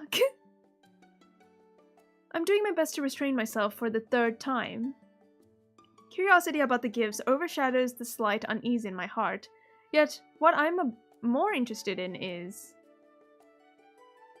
Giving gifts isn't something you would do. Where did you learn this from? I love the jumps in Katsu's heart rate. Oh, wait, yeah, let's not focus on that, guys. let's not look at there. That's just, let's not look at there. It's fine. Many humans do this. It's not hard to learn. While speaking, he walks to the wooden stall and lifts the grass cloth curtains that provide shade. Is Sagria here? Sagria. High Priest? It's been a long time since I've seen you. 80 to 100 is 2 frames. Floresta, this is rookie numbers. My heart rate number is very rookie numbers. 80 to 100 is rookie numbers. That's like normal. That's like normal. Try, if it gets above 110, then we can talk. Well, like 110, if it gets above 110, then we can talk. Then you know it was increasing. An elderly woman walks out of the wooden stall with trembling steps, and once she sees Zayne, her wrinkles are filled with happiness. I'm here to collect the honey and dates I requested before. Ooh, This amulet dates. is for you. Place it by your pillow. You won't have headaches anymore. That's nice. Oh my. You still remember that. That's nice. The elderly woman thanks him repeatedly. After accepting the amulet, she brings out a jar of golden honey. Upon seeing me beside Zayne, her smile widens to the point where her eyes are almost a thin line. Oh. You have a wife now. Ah! You two suit each other very well. Ah! Come. This bottle of mead Ah! is for you both. Ah! Ah! It's a wedding gift. Ah! Wedding gift? I will accept it. Not the wife. Yeah, I will take it. I volunteer as tribute. I'll take it. A ceramic bottle is unceremoniously given to me. Although I'm stunned at first, I quickly get a mischievous idea. Oh, go on, MC. Thank you, but we haven't sought guidance at the Divine Tower yet. If the goddess doesn't approve, then we can't get married. Oh, that's so funny.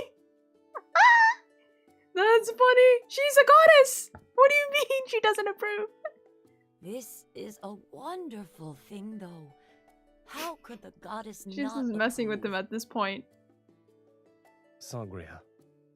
The dates? Oh, yes, yes. Zayne's The like, can we dates. move on? thought she was a goddess. She is the goddess, which just makes it more funny.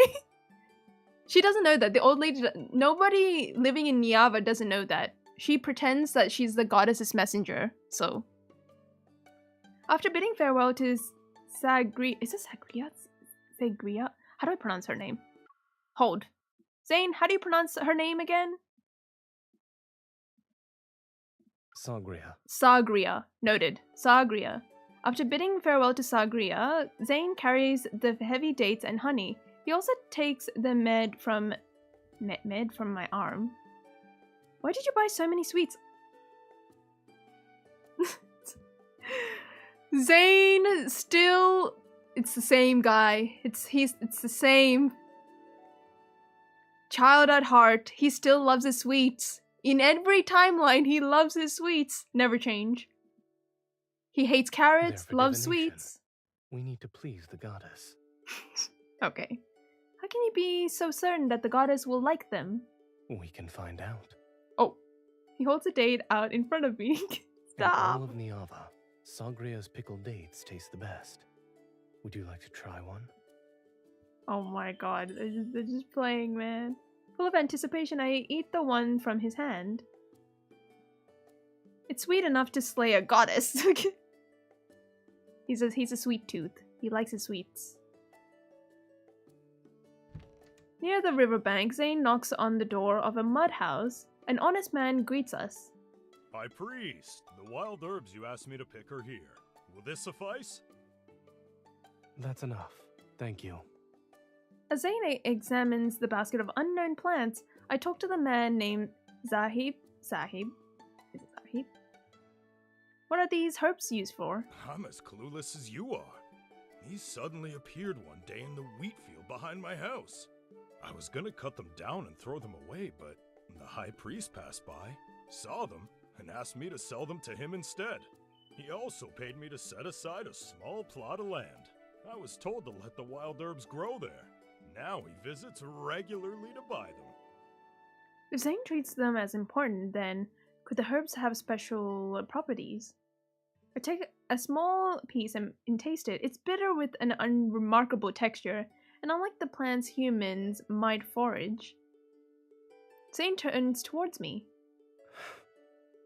The herb is poisonous. Ah! Spit it out. Did I just eat it?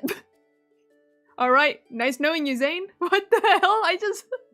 You could have just said that before I ate it, man. Oh, what happened? What was that? Oh, some cable. That was nothing. Just put that back. Are you sure? Mercer's response is accompanied by my gaze. I'm the goddess after all. How can a tiny plant possibly poison me? Yeah, exactly.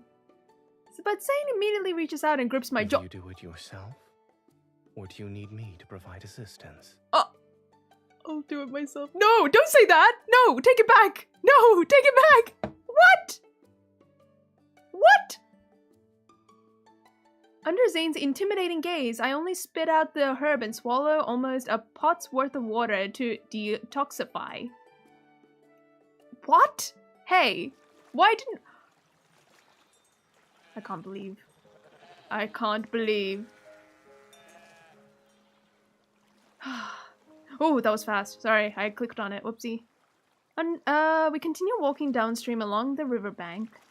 The clamorous voices fade to an extent, and a smoke drifts from the tranquil villages. After Zayne exchanges a few words with a shepherd, we gain a what? What is that word? Is it all? But like, what is that? What is this word? As in a companion. What does that even mean? What is this word? I'm learning English now. What the heck is... What is this word? Honey, dates, and... What is that? Is that a fruit? Oh, it's that a herb? And this basket of wild herbs, none of them look like Zayne's gift. Resting in this shade, I use a bundle of fresh grass to distract the... What is that? What is this? And prevent it from eating the basket of poisonous herbs.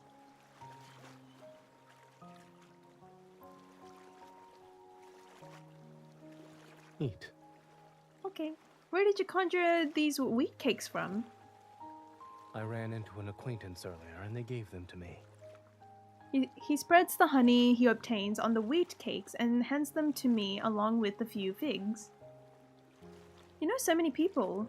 When you weren't at the Divine Tower, were you befriending every mortal you saw? I wouldn't call it that. I merely had a few chance encounters and we became associates. Those humans are fond of you. You don't actually dislike Niava. The humans here don't annoy you either. I never said I disliked Niava. Really? I thought he said that. Yeah, I guess he didn't. I gently punch him. Oh, okay. You could have explained this to me earlier, yet you let me have a misunderstanding about you for so long. Oh, so he never said it. Oh, yes, no. It's my fault. Oh, no. He's gaslighting us. I'm like, I swear he said that, no? Oh, maybe we are wrong. Oh my god, this guy. Unable to tell if I'm more annoyed or amused, I poke the corner of his mouth. This guy. Remember, your mouth isn't just for eating and drinking, it's also for explaining. And... Girl! What? Girl! Girl is so direct. Whoa! What? What did you say? Speak your truth, girl. Speak your truth. That's crazy. Oh my god, girl. Girl! She's too much risk! I understand. I know, girl is thirsty. I don't even blame her, man. I don't even blame her. And what is that word? I don't know what that is. Having eaten her fill, settles drowsily by my feet and dozes off. I gently stroke the soft wool on her head.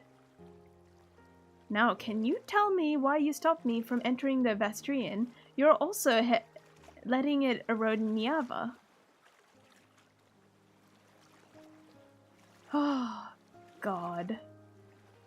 Is she drooling, chat? Churan! Churan, I'm gonna tell you.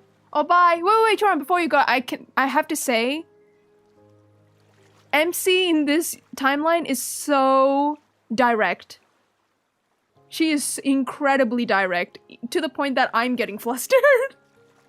She's like, she literally straight up said, your mouth is used for talking and for kissing. Bro, girl, speak your truth. Girl, speak your truth. Anyways, all good, Turan. Bye-bye.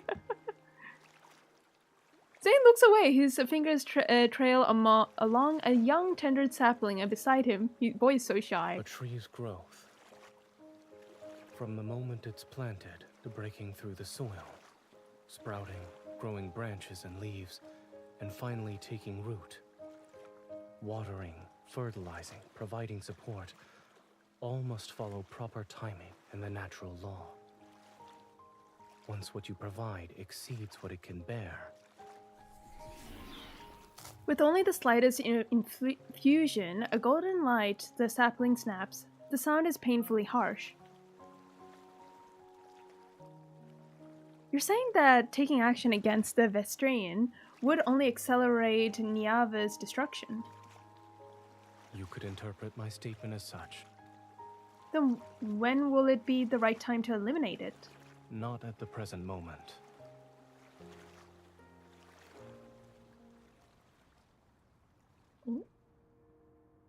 I'm pulling into work now. Have a good stream. Thanks for keeping you company on the drive. All good. All good, all good. Thanks for hanging out with us and good luck with work. On break. I have a few minutes. What were you about to say? Spoilers? Oh, all good, all good. Yes, yeah, all good, Kettle. That's all good. Thanks for hanging out and saying hi, though. I was just saying, Churan, that, you should definitely get this card because MC is very direct with Zayne. Incredibly direct, to the point that even I was flustered. She says she's spitting bars.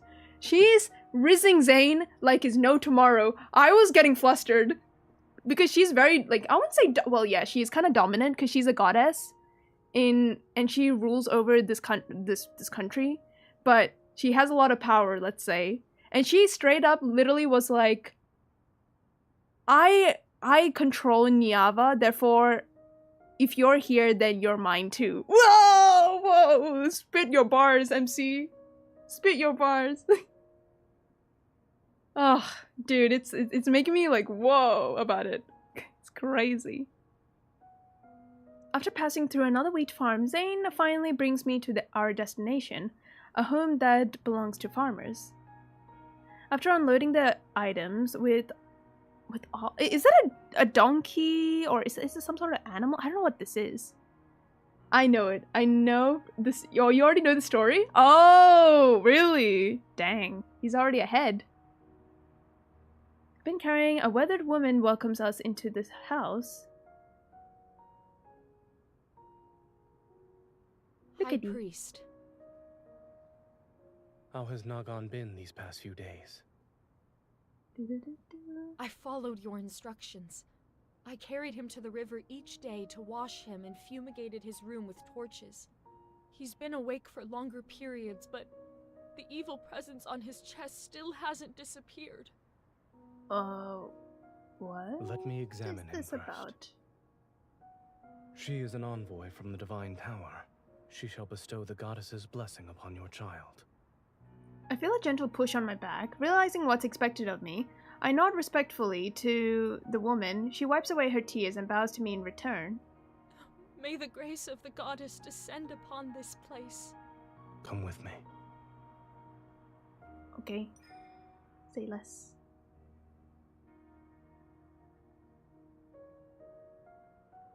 A clay lamp burns inside the mud house. Its merger light reveals an unconscious child on the bed. His face is contorted because of the pain, and his breathing is shallow yet labored. There's a fist-sized lump on his chest. I've never seen this kind of illness before. Unlike gods, humans fall ill and age. I've also listened to many people's voices praying for recovery for the Divine Tower. Priests distribute talismans and amulets for dispelling illness and plague. Other than that, humans can only pray and wait. There's no fever, and the blood spots on his body have faded significantly. We can expel the evil presence from his body today.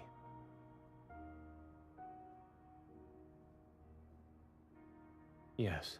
Oh wait, I didn't read. Sorry, I just zoned out.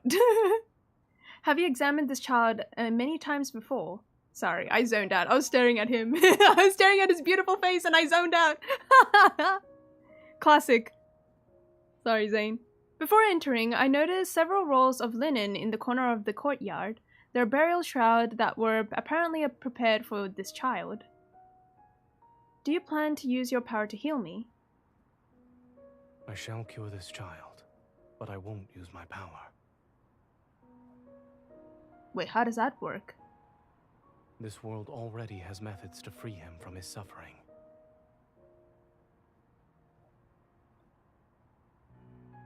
Zayne hands me a bundle of poisonous herbs and a ceramic bowl. Oh, is this what he Help me prepared for? crush these herbs to extract their juice. After that, you can feed it to him. But these herbs are poisonous. Oh yeah, I remember that, yeah. If they can produce the correct effect, then they're no longer poisonous. How odd. I fear After the driving away the evil presence. Sorry. I feed the viscous juice to the child, and I return to see Zayne taking out a jar of honey again. From his chest, we need to apply honey. What you'll need to do won't just be bestowing the blessings of the goddess.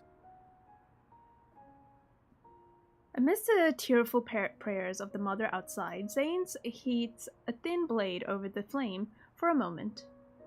Remember everything I do from this point forth.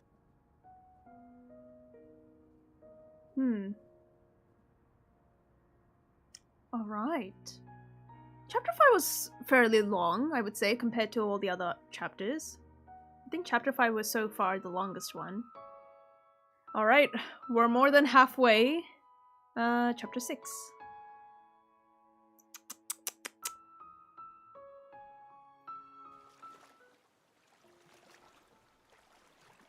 There's no moon tonight, and the stars scattered across the night sky are like glimmers of light on the dark river's surface. I sit by the riverside to recall the events that unfolded in the room. 2.5 hours in. I think it's more accurate on the YouTube. Can temporarily numb his senses, YouTube live so he stream. won't be in too much pain.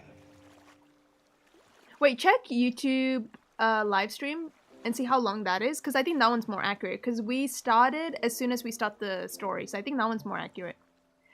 I think the Twitch stream is not as accurate because we did yap in the beginning before we started the YouTube live stream. So I would say that one's YouTube is probably an hour or something, or maybe close to 2 hours. I would say, maybe. After removing the tumor and surrounding necrotic tissue, mix fine salt and honey. Apply the poultice here.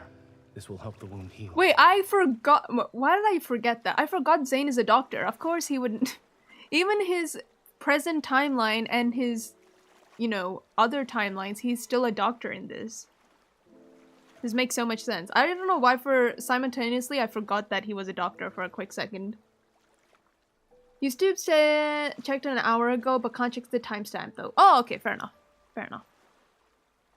Then use sheep's milk to detoxify him and nourish his body. Zayne's voice was calm and quiet, his movement composed with his care. The child-pained expression gradually disappeared. He will survive. Zayne's actions feel unfamiliar to me. In the depths of my heart, there's always been a faint tremor.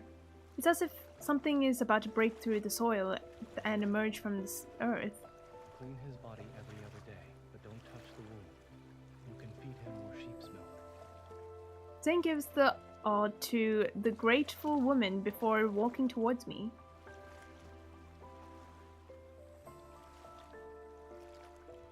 Is it you What are you thinking about? I'm wondering why you brought me here today and why you wanted me to see these things. I used to think that illness like death was unavoidable suffering. Everyone was born to endure it.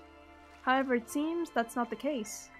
Illness doesn't stem from fate's punishment. It comes from every grain of sand, every breeze, every drop of water, every morsel of food we consume. Everything in this world could potentially become a source of disease. So if you want to cure it, you must seek answers from this world. I blink, unable to fully understand Zayne's words, but the trembling in my heart grows stronger. When you healed that child, you didn't use any divine power. That means healing can be accomplished by ordinary humans. Your people possess wisdom. They will do even better. He turns his palm over and the Engru's spire materializes in his hand. Guided by the fingertips, a thin, slender golden thread is slowly drawn out from within. Give me your hand. This is my gift to you. What? What gift? The winding golden threads extend into my palms and touch that crack. Your gift has a name. The Principles of Medicine. What? When the golden thread intersects with the crack, a brilliant radiance suddenly— What? That was fast! What? A brilliant radiance suddenly spreads across my vision. Tell me, what do you see? I see a vast expanse of flames. The people of Niava have lit bonfires. Listen carefully. Why are your people no longer cheering? I can't hear their voices. Beside the bonfire lies countless people with agonized faces, similar to that dying child's. They're convulsing, struggling, bleeding from their bodies. Black clouds buzz and wither around them. They're pulling torches from the bonfire to chase after the black clouds, and they set them ablaze. The crimson flame ignites the black clouds, and they soar and shriek as they rush towards my divine tower. The falling sparks transforms into flames that lick the hem of my dress. That was fast! Why are these going so fast? I stumble backward and fall into the embrace behind me.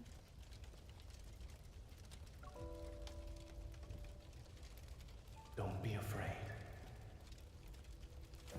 Look down at your feet. I lower my head and see countless newborn green plants growing. They wrap themselves around the steps and cover the raging sea of fire. People harvest them and draw clean water, preserve the flames, and sterilize sharp blades with fire. They do it the same way Zayne did. All of this, everything you see, you can call it medicine. It's a tangible form of the principles of medicine. Knowledge meant to heal diseases and recover from plagues.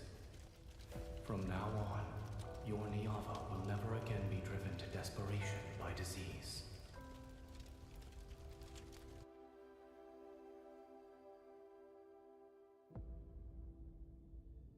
It's not long before a precedented plague arrives in Niava. I taught these principles of medicine to Zayne in the form of divine prophecy. Soon the suffering people lit fires, killed insects and flies, gathered unfamiliar plants they had never before recognized, and consumed their extracts. They begin to ask about how the blood in their body flows, why their hearts are able to beat, and how their bones support them. The looming shadow of diseases gradually fade from Niava. After that, Zayne gave me more gifts.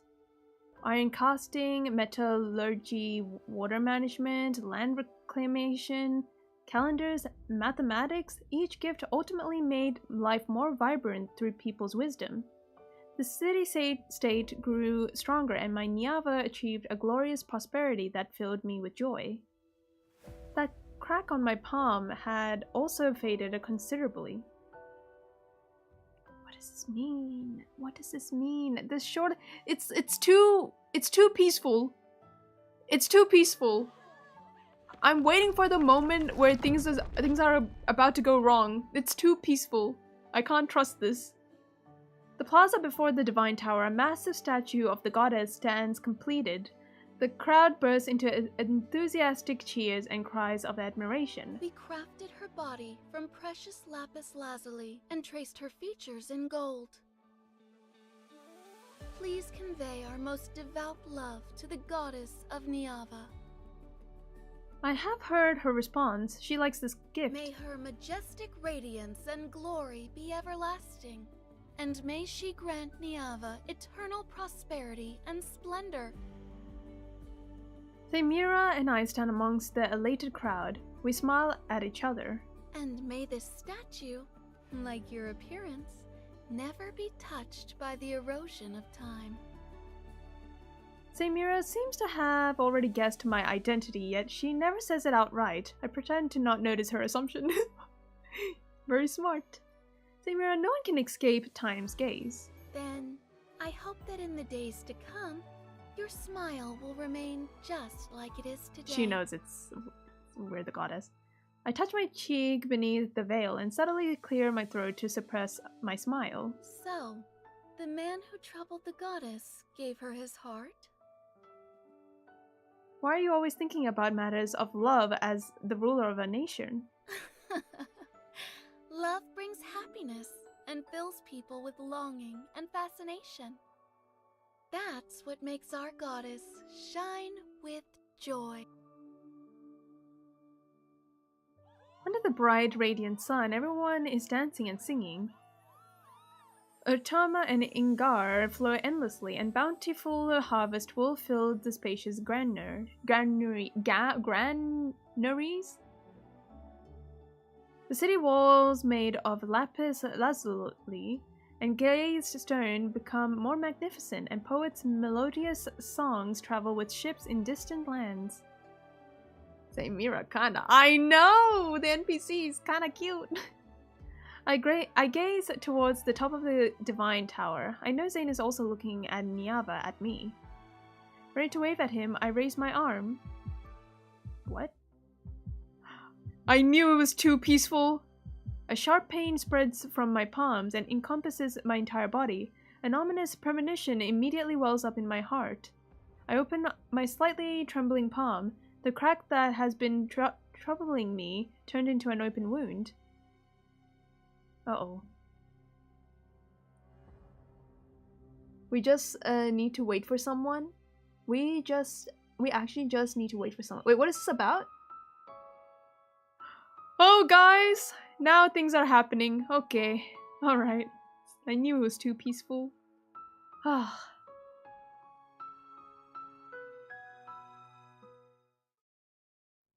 Oh, your work. Oh, okay, it's work related. While cheers surge like a tide in the plaza, the Engru spire deep within the Divine Tower emanates several streaks of light.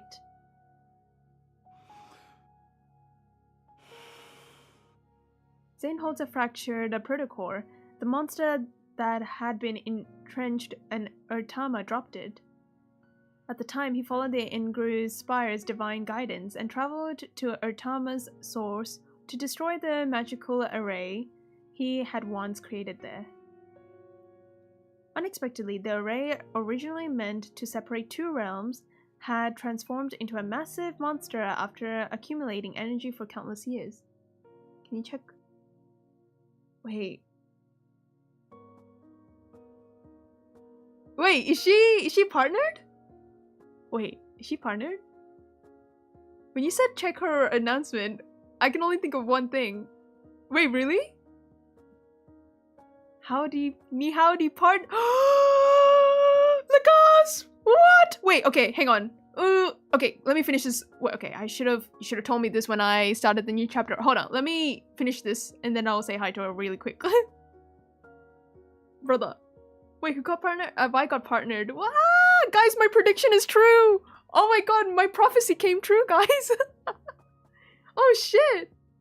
I'm sorry. Yeah, you're good. Wow, my prophecy came true. That is so funny. Oh dear, is my tarot card readings coming true? Oh god. Unexpectedly, the array originally meant to separate two realms have transformed into a massive monster before accumulating energy for countless years. If I don't destroy the remaining magical arrays, she and Niava will face an even greater disaster. But that would be the herald of an even swifter farewell. Why are you sad? Has he Before been... everything was created, the ending had already been written. For her, its early arrival should be a better fate. What does this mean, Zayne? The golden Enzura softly calls out as it flies away from Zayne's finger. It once again disappears into Engru's spire, rotating ring of light.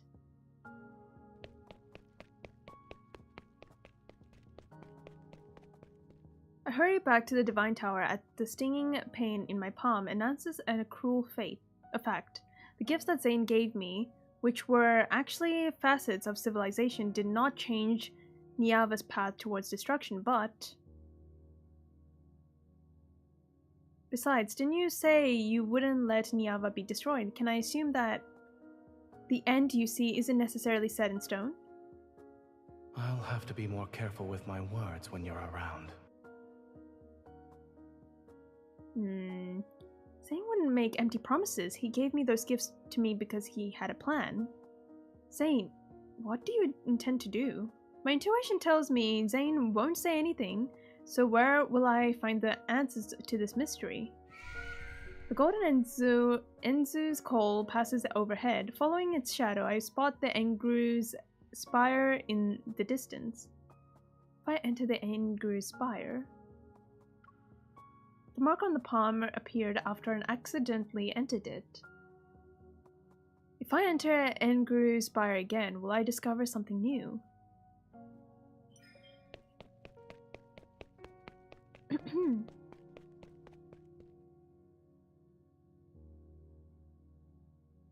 I fail to enter the Engru spire.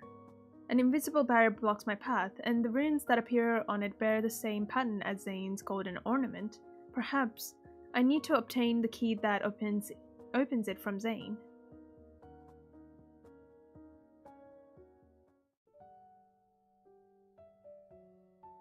the following evening.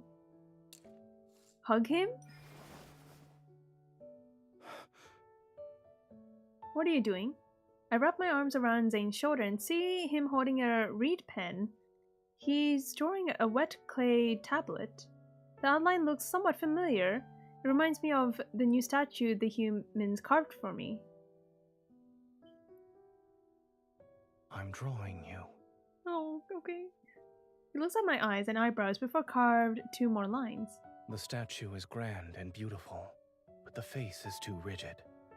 It's lacking a certain charm. Artist Zayne. His gaze flits between my face and the clay tablet. Now I can say it's 70 to 80% accurate. Does look like me. You're unskilled. Oh, I would not say that.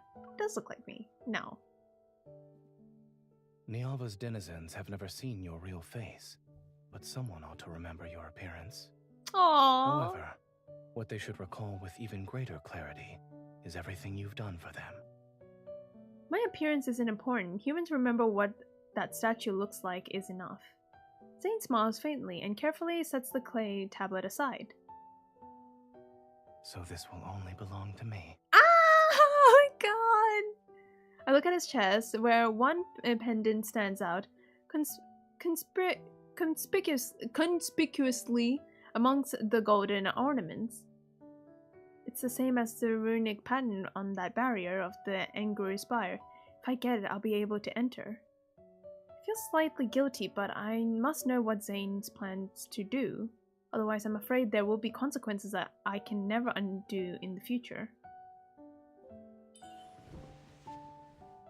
Zayne, there's a full moon tonight. Shall we go outside to look at it? All right.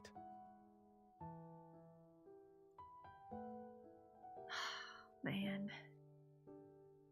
The moonlight is hazy. Far away, the sounds of singing and dancing in the city can still be heard, but they quickly fade into the night wind and soft chirping of insects.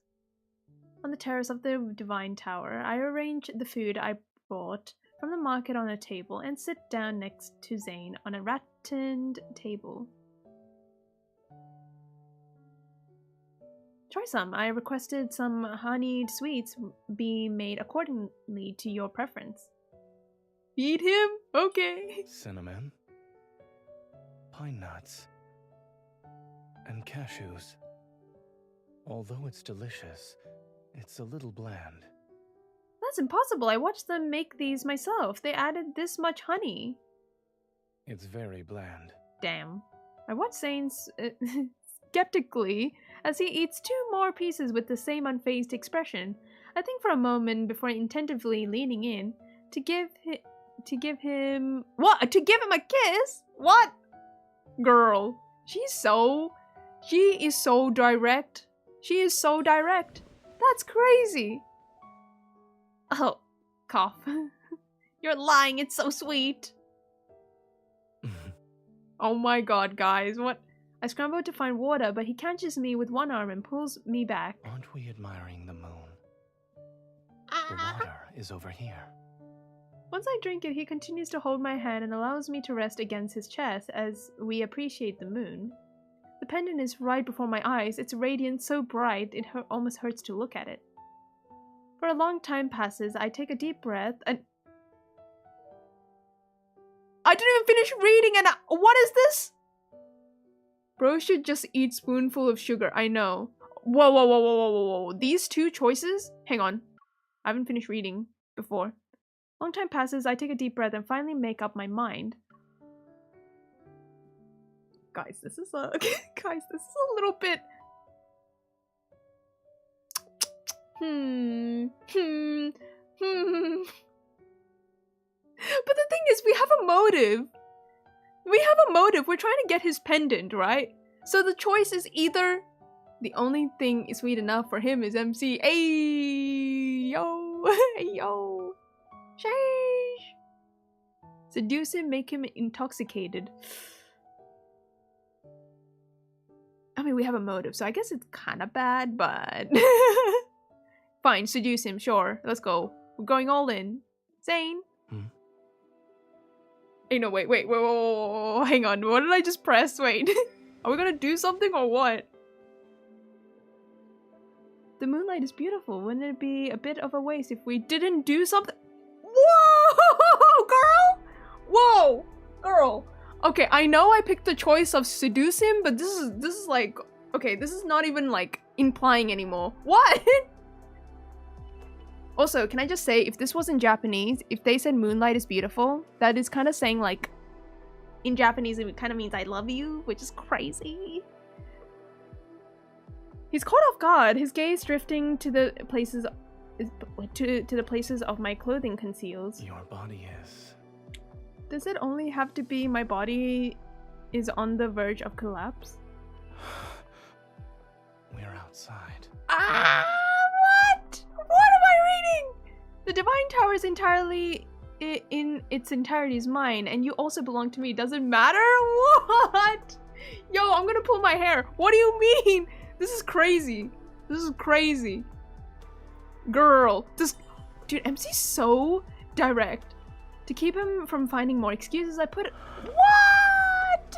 What? Hold on, too fast. Hang on a minute. Put a sweet from my mouth, wrap my arms around his neck, leaning down. This is crazy. Oh my god, guys. Okay, this is getting wild. What is happening? Oh. Did I break the game? Oh no, we're okay. Oh my god, no. Oh no, he's breathing heavily. Maybe it's so fast because they made it so spicy. It's crazy. The sweets easily stirs up feelings of pleasure, but when savored more carefully, becomes far more intoxicating. In the narrow space between my mingled breaths, Zayne slightly turns his head away to avoid my eager pursuits. Dude, even Zayne is like overwhelmed. Because that misses its mark lands on the corner of his lips, it draws out deeper lingering breaths. Dude, this is... Is this a gift for me, or what? a new punishment? Yo, this is wild. This story's wild. This story's wild. I lower my head and rest my cheek against Zayne's shoulder. My lips touch the spot where his heartbeat pulsates against his neck.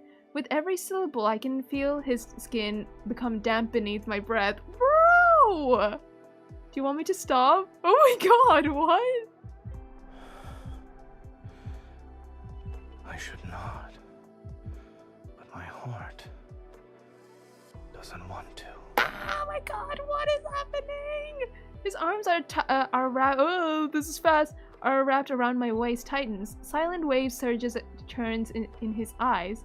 They scattered the fine gold golden flecks from the candlelight. Dude, I can't read properly. Yo, we're just going for it or what? Okay, I have only one choice. Oh, I have to hold? Dude, this is crazy. What is this story? This is like a very intense story. This is very intense. This is... Oh, okay. Alright, you guys. Okay, you... Oh! My name, held between his teeth, melts faster than the sweet on our lips and tongue. What? What? I'm like growing insane. This is wild. This story is wild. After helping Zayne settle into a comfortable position, I carefully removed the pendant and approached the Engru spire. Look, I must say, I know she did that because she had a motive, but this is crazy. It operates silently. I look up at it and I hesitate because I realize I'm about to see a truth. Perhaps I'm overthinking this. I shouldn't have deceived Zayne. Yeah, I mean... No, I must know Zayne's true purpose. Even if the consequences are terrible, I'm willing to bear them. With the pendant touch those runes, golden flames spread out from the Engru's spire and envelopes me. My vision blurs, my consciousness falls before this golden light, and cracks on the world open before my eyes.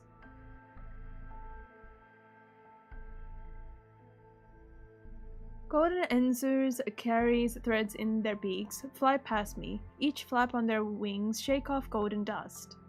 Those particles gather at my feet and spread out into countless endless rivers in the blink of an eye. Everything appears to be same as last time, yet there are subtle differences. Even if Anger's spire contains all the worlds in the universe, then each river leads to a different world.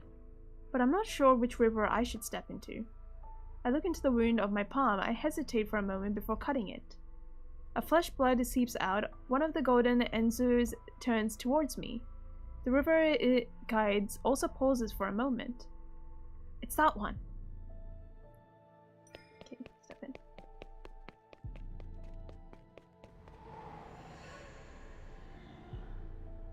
Howling winds carry an aura heavier than death itself. It pierces my body while hollow reverberation echoes endlessly through the boundless darkness. Between jagged mountain ridges, a massive stone gate blocks the winding gravel path before me. A figure clad in grey robes materializes before me. After circling it for a moment, the golden Enzus lands on his shoulder. Deity who has trespassed into Everlost. Oh! Listen to the Gatekeeper's counsel. Your footsteps can go no further. I seek whatever lies behind the stone gates. Please don't block my path. He looks at the pendant I have. Its light now dim. You're not the first deity to set foot here, but Everlost shows no mercy to visitors. Are you referring to the owner of this pendant? His divine miracles once shook this realm. Zayne has been here. His power has grown weak, and that supreme god is about to meet his end. Oh, that's us. Unable to tell if my thoughts were frozen or from shock or from the cold, I hear my own stiff voice. What brought that god here? Beyond the 7 gates, a stone was nestled in the Netherworld's bosom. The Creatio Stone. It could create life and resurrect the dead. Yeah, isn't that what we have? In an eternal slumber, until that god took it. Creating life, resurrecting the dead. What did he do with the Creatio Stone? As soon as the question leaves my lips, a truth vaguely reveals itself in my heart. Rise, good to see you! How are you? Only a divine soul of a certain weight can resonate with it. Goddess, who bears the aura of the Creatio Stone. Have you already forgotten the eternal realm's bone-chilling cold and darkness? That is where the dead slumber. When those words fall, my heart stops for a moment. The cold that sweeps across eons drags my soul back to the blurry yet vivid bloody memories. The pain one that could feel in their bones of death's doorstep, the suffocating darkness. I can't remember anything else. It's fine, there's no reason to be afraid of death that has long since passed. I study my breathing only to realize something. Zayne. He knows how I died. That's why he resurrected me. Yo, this is... Oh my god, I'm getting... Oh, that's weird. Hold on, that's... I'm thinking about all the other... all the other myth stories. With Xavier, he had that motive too, trying to save us. Zayne is also in that same pursuit as well. The OST here is like 2 steps from hell. It seems like our fates were already intertwined long before our first meeting in Niava. What price did he pay? The Creatio Stone is precious. When he took it, he must have paid an equivalent price. Is that why he was easily injured? He himself is a god, but then we were surprised that he was easily injured for a god. Is this what he exchanged? I could also see the heavy stone gates slowly open. The familiar figure enters without any hesitation. Zayne, what price did he pay to resurrect me? What did he lose? The grey figures sigh are like the murmurs in one's sleep, a lament sung for those who never return. Goddess who has been resurrected, if you dare to endure the gaze of each stone gate and withstand the erosion of darkness, I can let you witness it with your own eyes. The past that has long been obliterated. I'm willing. The weakened golden Enzus screeches and lunges at me. A sharp feather heads straight for my eye. The pain is more unbearable than death itself. I dig my own nails with my palms and barely manages to keep myself from closing my eye. While in a daze, the golden Enzus seemingly carries me through the dark barriers. It soars to those looming, layered stone gates. White bones dance wildly, rivers of blood boil, and thorns leave crisscrossed bloody marks on a body stripped of power. I see that his figure silently passes through one massive stone gate after another. Only a single golden Enzus is by his side. Oh, this is Zayne. Warm blood splashes onto the colorful flowers that rest on the countless bone fragments. Beneath his feet, it quickly absorbed. Countless greedy whispers echoes around his ears. They wait for the moment he falls so they can devour him. Zayne. You shouldn't have followed me here. My power is about to be consumed by Everlost. Leave, before you're also devoured. Don't go any further. It's as if my spirit possesses the bird on his side. The word I speak transforms into shrill bird's cries. I'm unable to stop him. Zayne looks at the void, not far off. A brilliant yet ice-cold lapis lazuli sits on one end of the scale forged in gold. It weighs the scale down while an empty pan on the other side waits. That's the Creatio Stone. He steps forward, his slightly trembling fingers reverently caresses it. Once again, eerie whispers arise. The voice don't belong to a single soul, yet there's seemingly an echo of every spirit between heaven and earth. The Creatio Stone is extraordinarily heavy. Look, that god no longer has any bargaining chips left. His glory and authority have been stripped away by the Seven Gates, and his divine power was spilled along the path he took to get here. Give up! Give up already! Let us consume the remains of your flesh and blood! His remaining power... Wait, is it Colas? In his hand, he places his faint glimmer on the other side of the scale, yet the gleam doesn't budge. It's not enough. It's not enough. Nothing is more precious than the Creatio Stone. In his palm, a massive fresh blood swirls like crimson mist to become another weight on the scale. The golden beam tilts ever so slightly before returning to its original position. That's enough, Zayne. My words can only become the Enzur's mournful cries. That was really fast. Then his hand moves on his own heart. Oh! Radiant light illuminates the vast netherworld when the heaviest object from his body falls upon the pan. The balance tilts. I shall exchange this for the Creatio Stone. What? I will give her a new life and a place to rest. The translucent gem falls into Zayne's hand as he struggles to take out another equally brilliant crystal formed from fresh blood. The crystal slowly melts into a warm divine blood. and drips onto the gem, whose color is like lapis lazuli. A long time passes, and the first heartbeat emerges. Death shall no longer be our destiny this time. Oh no! Oh. Oh dear.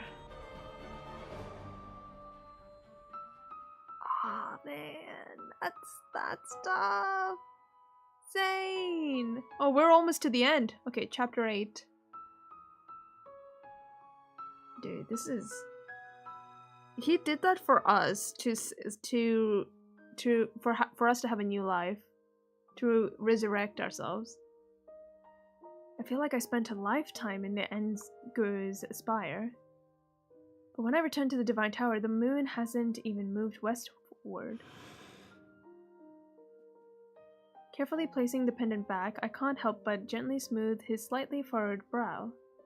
He gave everything he could give to secure a future where I could survive, to construct a world where I could find shelter.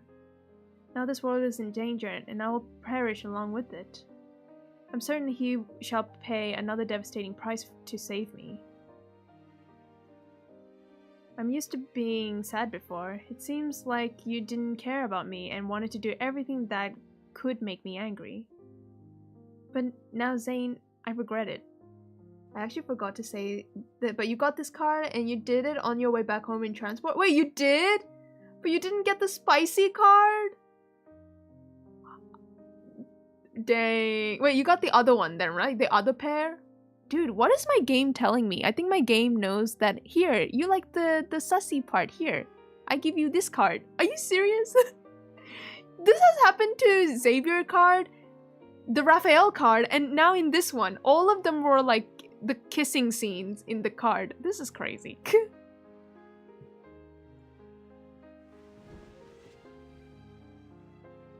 These words aren't spoken aloud. I rest my head over where his heart is.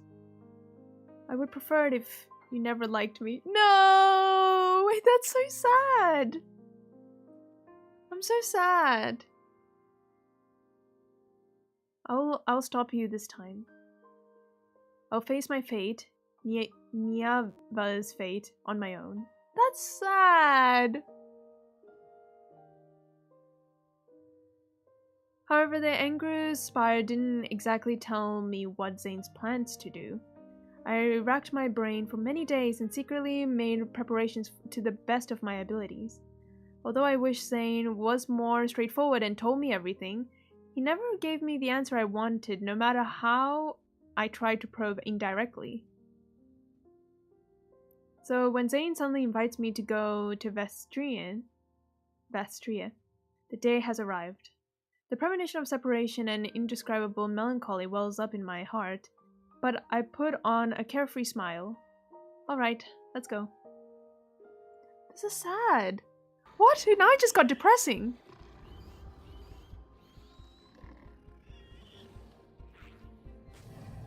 Having seen in countless times before, the Vestrian is the same as it's always been. Dust and sand fill the sky, and dark and black mist enshrouds everything. Yet Zayne stands by my side, fights alongside me to eliminate monsters after monster. When I asked you before, you said the Vestrian couldn't be destroyed yet. Is today that time? Oh. A monster is destroyed because of Zayne's attack, and he turns to hand me a strangely shaped crystal. When you fought the monsters here before, they'd always come back, yes? Correct, but they're dissipating now. It's because their protocores have exhausted the last of their energy. I take the crystal from Zayne's hand. He said that protocores are these monsters' hearts. Even though it looks as brilliant as a gemstone, it brings disaster. It isn't merely a harbinger of catastrophe. Its true potential lies beyond that. But for now, Niava in its current state cannot utilize its true purpose. Must I wait for another time? He doesn't answer me again. I take a deep breath and channel the small flame of frustration rising in my heart into my sword. I slash the next monster. The time spent in these fierce battles is fleeting yet extraordinarily long. The last monster is annihilated. In the blink of an eye, the black mist and thorns vanish. The corrupted lands that once brought countless disasters in Niava is seemingly swallowed up by an invisible vortex. I should feel a sense of relief, yet the heavy feeling in my heart hasn't lessened in the slightest. The ground violently shakes and our surroundings ripple with invisible waves. They grow larger and larger until the first crack appears at their center.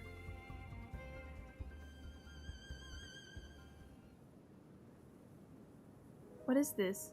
The Vestrayan has vanished. Perhaps this fissure can be considered a wound left after removing a malignant growth. He stops before it and he turns to look at me.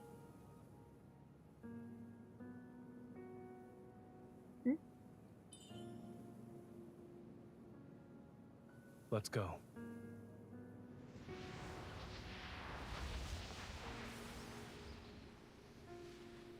The evening breeze stirs up a gentle, harmonious rustle amongst the trees. That was fast! Why did it go so fast? A stream flows past the undulating rocks and stones. This is the valley where we first met. But it was eroded by Vestrians centuries ago. It became a desert with yellow sand. Is this a dream? No. Zayne holds my hand as we disturb the babbling water. It's cool, and I can feel every strand of water flowing through my fingers. I remember you saying you wanted to claim me as your own when you first saw me. Yeah, we did say that. Yep, I remember.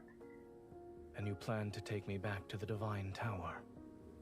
You drew your bow and knocked an arrow, and the projectile penetrated the mountains. I have never seen someone so powerful and handsome before, so of course I wouldn't let you escape. That's crazy. What chapter is this? We are second last chapter, so we're chapter 8. Looking back now, the day was a first meeting for me, but for Zayne, it was a reunion we waited a long time for. When you saw me back then, what were you thinking?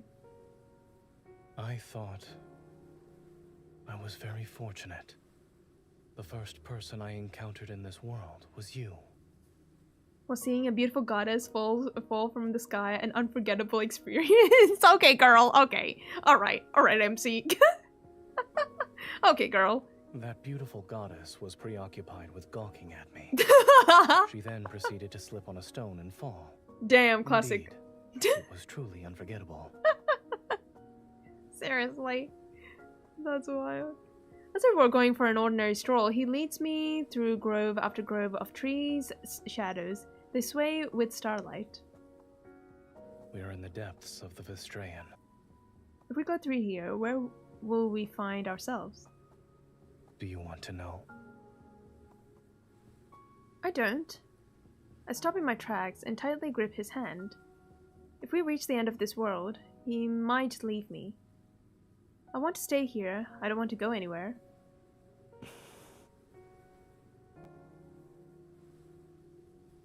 Then let's stay. Okay. I also don't want to go anywhere. Oh my god. Stop. The passage of time becomes insignificant. If we desire to see the sunrise in the sky, daytime descends. If one wishes to see the stars, the sky would become a black expanse covered in speck of light. There are mountains and rivers and lakes and streams, green meadows, flowers, plants and trees, and even houses. This place is like a small world created by a nameless deity. It was named for me and Zayne, and we're the only two living beings here. I said living things. Living things. Zayne and I have never been apart for every moment we've spent in this space. Even a deity in this world unknown to anyone will willingly become an ordinary person driven by love. If I'm still trying to use every possible method to our brief time to hold on to Zayne. I attempt to glean any hint or clue from his words. But he continues to look at me with his calm, gentle gaze. He doesn't say anything.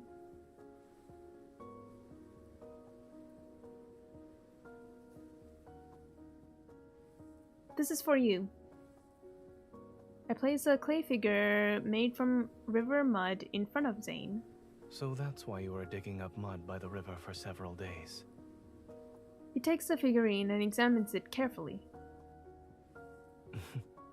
Is this me? It resembles you, no? This is the most handsome one among all the clay figurines I've made. My God. I thought you would make a pair. I actually did try to do that, but I kept breaking. I remember how you used to heal my wounds. You're more likely to succeed in making a pair compared to me. Didn't you say I'm not good at creating things? But you're still constantly trying to fix everything, whether it's me or Niava. Zayne, this world keeps improving because of the gifts you've given me. It has absorbed the nourishment from those facets of civilization. You're the one who made it a wonderful place. Aww, stop. Stop it. This world will no longer need Zayne. But I need you. I need Zayne. Oh, wait, this is so cute. Our surroundings are quiet for a moment, but it's kind of sad knowing what's gonna happen though. Did our time here make you happy? If it were possible, I wish everything was like this for all of eternity. If it were possible, would you be willing to stay here for all of eternity? I nod, then I shake my head. We both have things we must do. You're going to leave, am I mistaken? Your Niava is akin to a plump seed that has already stored enough nutrients. Zayne avoids my gaze as a phantasmal seed appears in his palm. It's always choose the world or loved one, but your loved one is your entire world. I know! I know! He says that he's gonna leave, and he's like, nobody needs me, and we're like, but I need you though. This is a stop. However, now is not the time to plant it. In a place that's infinitesimally far from this world, there are errors I must erase. He closes his palm, and when he opens it again, a golden light gently envelopes the seed. The proper soil shall only appear when those errors are gone. Only then will this seed break through the soil, sprout, and grow. The time you spend in Niava will seemingly last an eternity. You'll be happy. Those distant grand stories leave his lips, as if there were a single leaf gently falling. Yet the weight they have in my heart is heavier than the mountains. So that's what you need to do. I swept away the phantasmal seed and forced my voice to remain steadfast. You will protect Niava and me so that nothing can get through, and you will face the dangers and death yourself. Is that it? Why would you think I would accept your sacrifice and devotion with a clear conscience? I'm sorry. But even if it is selfish, I shall always make the same choice. And I wouldn't be surprised if he does make the same choice because he's doing it for us, which just makes me sad! He presses down on my hand, a golden light flickers, an object emerges from beneath our overlapping palms. The Destiny Stone? Panic floods my heart. I struggle desperately to break free, but my body won't move. Zayne, if you erase your name from the Destiny Stone, you will disappear forever and never be able to return to Niava. Familiar golden light pours out from between our intertwined fingers. The power within my body surges. Thank you for the follow, silly gaming. I appreciate that, thank you. On the black stone tablet surrounded by golden radiance, Zayne's name is being erased bit by bit. What? You promised to carve your name. You were the one who wanted me to stay by your side forever. He looks at me carefully. His focused gaze makes me feel as if he wanted to etch my appearance into his memories before fading. From now on, this world no longer needs me. What? This is crazy.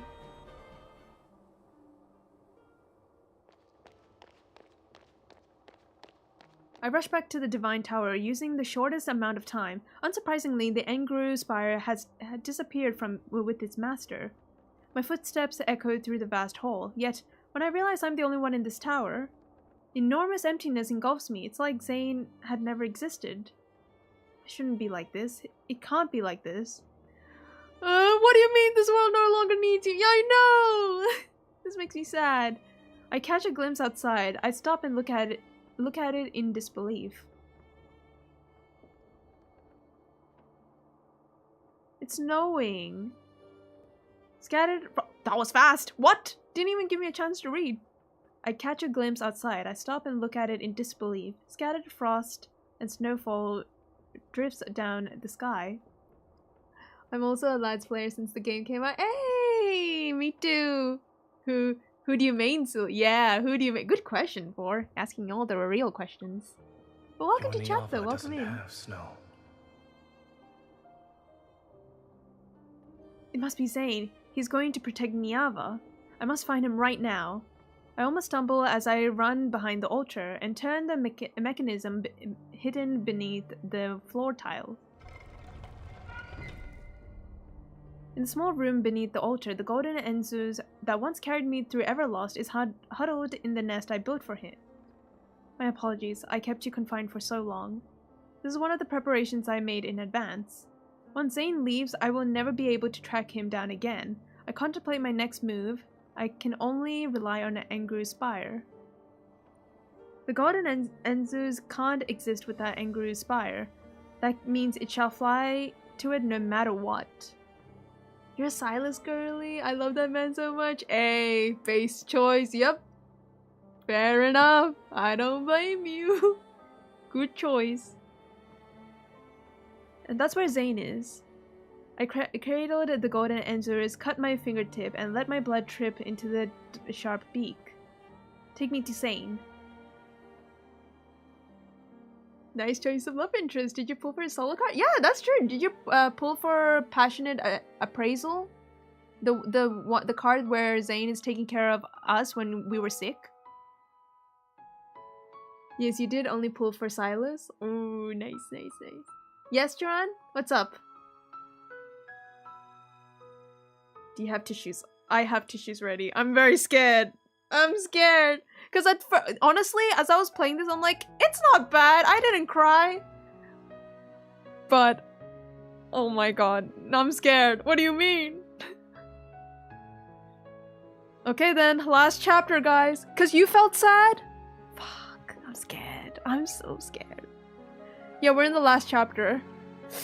Alright, I have tissues ready, so if I do break... Okay, I'm gonna try not to cry, but if I do cry, I'm gonna let it happen. I'm not gonna stop myself.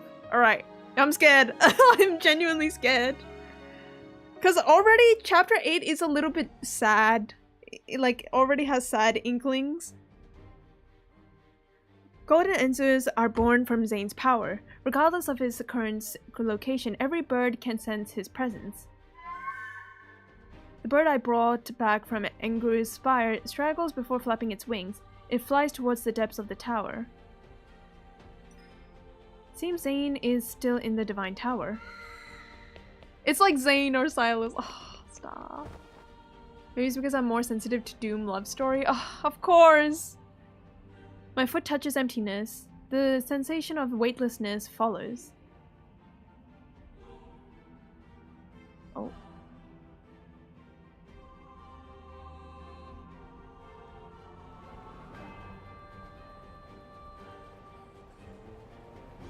Golden Enzus weave and dance before my eyes. The sight doesn't surprise me, but there's no river paved with golden dust this time. The rapid descent doesn't increase. Golden threads from the bird's mouth crisscrosses, interweaves, and extends the fragmented images. My snow won't melt. Promise me you won't cry anymore. Stop! Stop! Don't say that! Follow the jasmine's fragrance. These scenes without order or casualty spread out before me. Piece by piece, they form the face of me and Zayne. In the depths of my soul, a corner that was never touched has already loosened. Now they shall never wilt to save him from darkness, to be his sanctuary. It's Foreseer! I know! I know! I was like, don't do this to me! Don't do this to me. He's immobilized by black ice crystals. Wow, this is very Foreseer. Very Foreseer. He's holding an umbrella beside an ancient tree. Is that the same tree that Xavier met? He's in a field of white flowers. Is that jasmine? Stop it! Stop this! He's in an endless expanse of thorns. He's under a green aurora. Oh my god, everything is like significant. Oh my god, he's in front of a gravestone in a cemetery. Wait, is this... What? Is this Dawnbreaker? Are they mentioning Dawnbreaker in this? These fragmented images flash rapidly before my eyes. Each one comes to an abrupt halt at yet another farewell. What the fuck? The golden ensigns bounded to these broken scenes let out shrill cries of sorrows before fading away. These are all versions of Zayne's. I know! Dawnbreaker, Foreseer, Master of Fate. They're all coming together. My eyes burn and the tears that scatter are swept away by a falling wind. That's me and Zayne. She's looking at oh my god, she's looking at the past and the future. That is our past, or perhaps the future. Yo, Zayne's lore is loring for sure. This is probably the most lore drops we have seen in a myths card. They all have the same fate, leaving MC. Yeah, that's true. Master of Fate, Zayne left. Foreseer, well, yeah, Zayne kind of, yeah. Oh, this is painful. One end of a golden thread is suddenly placed into my hand. As if being held up by a pair of gentle hands, I slowly stop falling. Meanwhile, the golden enzus that brought me here spread its wings and flies towards the depths of pure white. Tightly grasping the golden thread in my hand, a brilliant magic circle slowly materializes in my periphery. He's waiting for me there. If everything I have consisted of memories of what has happened and has yet to happen between us, even if every encounter between Zayne and me is destined to be incomplete, I will always go to him. Oh my god! I will always go to Zayne. Stop it. Stop it.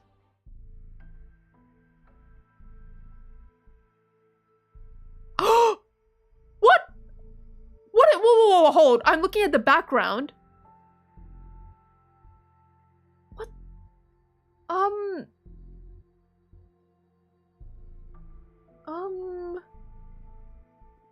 What? My gaze, overwhelmed by light, slowly recovers, yet I feel another suspended wisp in the overly bright white room. Zayne is standing in front of more than 10 tablets made of materials I have never seen before. Images I don't understand flickers across for them. He's here, but he can't see me. Angru, perform another calculation. I have received the command. Conducting calculation attempt number 270. What the fuck? How many times did he attempt to do this? The images on the tablets change rapidly. In silence, countless calculations flow across them. Root Z0905 has been successfully calculated.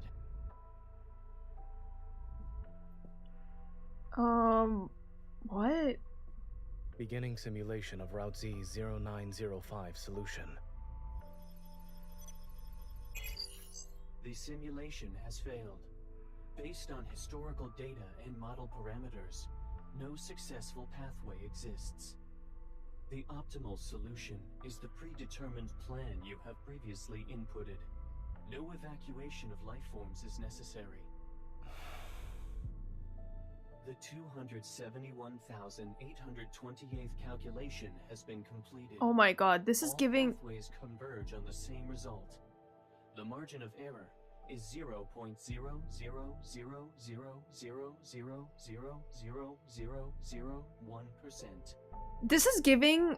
You know what this is giving? This is giving like Phanon going back and repeating like over and over again. But this is Zayne.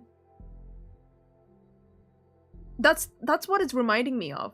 That's, oh my god, that hurts. That kind of hurts. That hurts. Hearing that. Should I flag the fatal flaws in this pathway? That won't be necessary. He lowers his gaze. His fingers trace those cold images before finally falling to his side in silence. Doctor Strange seeing 1 million possibilities where we win only one time. Yeah. In all the times we spent together, I've never seen Zayne reveal a complex, indescribable expression. My heart feels as though it's been squeezed by an invisible hand. Zayne? What? You're allowed to hide everything from me and I'm not allowed to catch you off guard for once? Zayne, you're... Before I can release the rest of my frustration, I'm pulled into an embrace. You shouldn't have come here. Why should I listen to you? I wanted to encounter with the fierce tone I couldn't muster, but the uncontrollable hitch in my voice makes my words sound unconvincing. Stroking his back, I feel Zayne's warmth. It's real and tangible. Time passes as for the amount I don't know. Before those images vanish, a bell-like sound rings out. We slowly return to our senses and gradually let go of each other as if we woke up from a dream. Neither of us speak for some time. Then my frustration gets the better of me, and I can't help but give him a good poke. I told you that mouths are for explaining. I asked you so many times, and you gave you so many chances. I didn't give you permission to leave. Ah, this hurts. This kind of hurts. It was wrong of me to keep secrets from you. This kind of hurts. I'm not gonna lie. However, separation is already the best outcome for us. Hi, Pars. Thank you for the hydrate. I needed that. I needed that.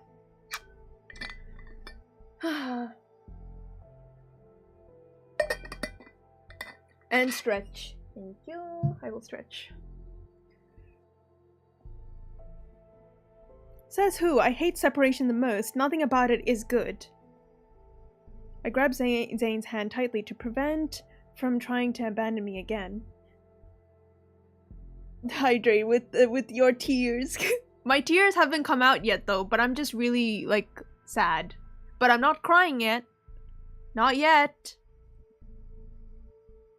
Niava is the world I'm meant to protect. No matter what happens, I should be the one standing on the front lines. Even if one possible ending is destruction, I refuse to let you face it alone. All right.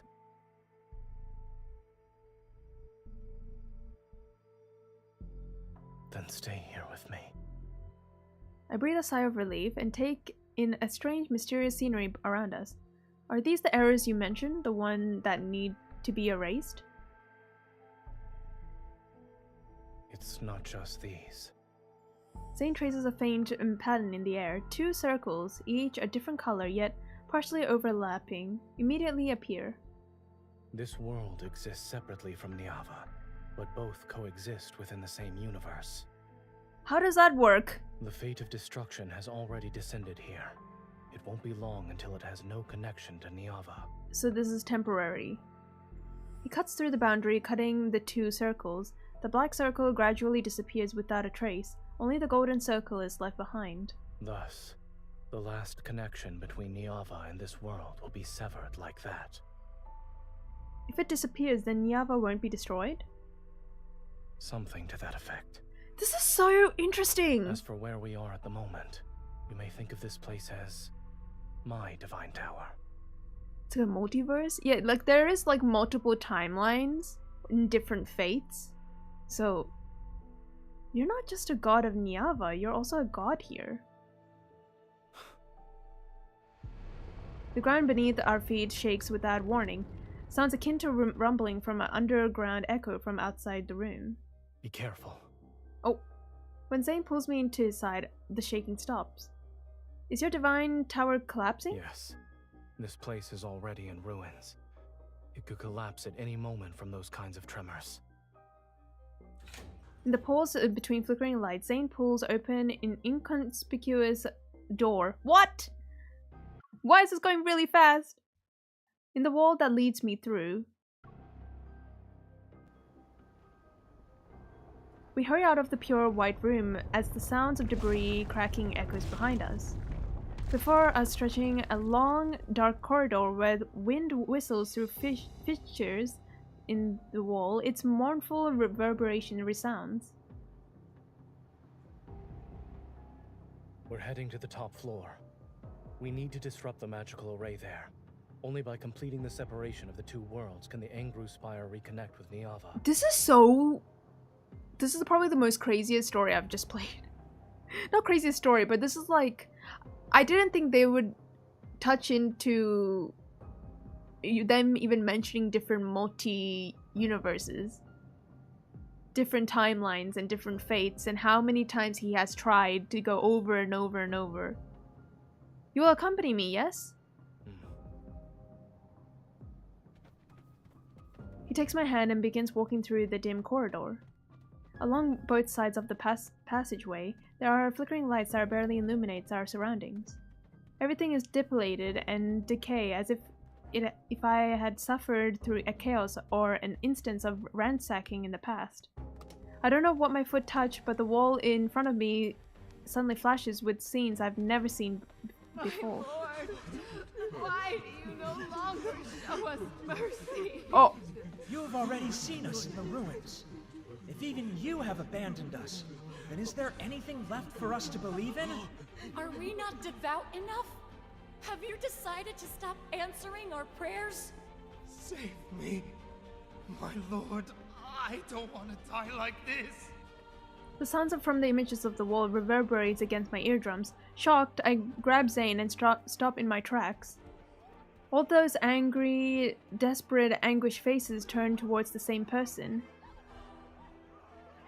The Lord, that's Zayne. Zayne, they once claimed this world as their own. There are more secrets hidden behind his straightforward words, and the fragmented lights cast shadows across Zayne's profile. Do you want to continue listening to this story?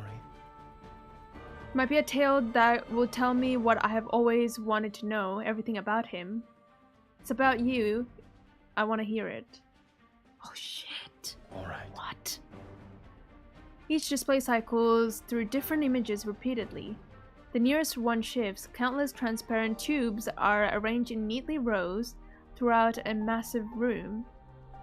All of them have symbols I can't understand. In this world, humans had no names, only numbers. Shit! Holy shit! I kinda liked how this mirrored of the fall of Olympus. Oh, really?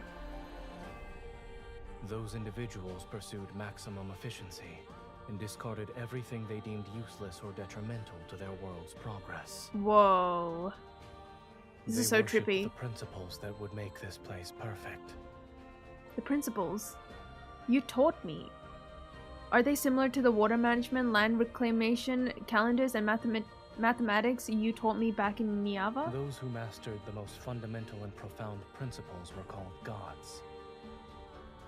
In that regard, it's very much like your Niava. So, the gods used their principles to bring their world longer lifespans and endless happiness. In the next image, healthy children grow up and gravely ill recover quickly. People took much longer to reach old age and die.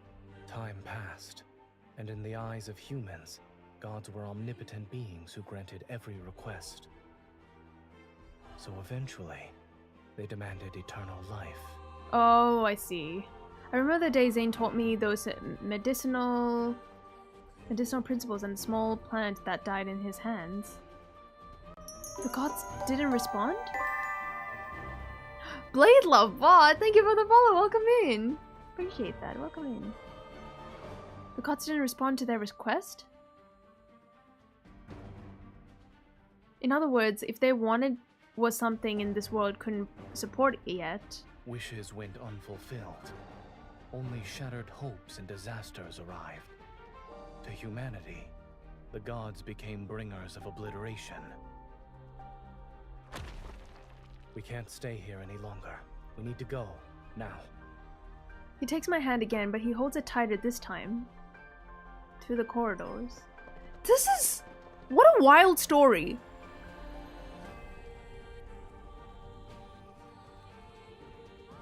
I watch as the thin tubes in the display disappear. They're replaced with images of crystal stones one after another. There are humans who ignored the warnings cheer of those beautiful crystals. The images on the corridor's wall continue to shift. Humans pursue principles that exceed the power's capacity, I can't read, to sustain it. But it only accelerated their world's race towards irreversible destruction with greater clarity and speed. Natural disasters and human calamities played out in endless succession. With nowhere left to turn, people remembered the gods of yore. They gathered to angrily accuse those deities, mournfully prayed to them, and humbly begged for mercy. Day after day, this facility was surrounded by humans desperately hoping for salvation. When the blizzard arrived, they finally realized they could no longer receive divine protection. They turned and left, their footsteps disappearing into the apocalyptic snow that had never stopped falling since it began.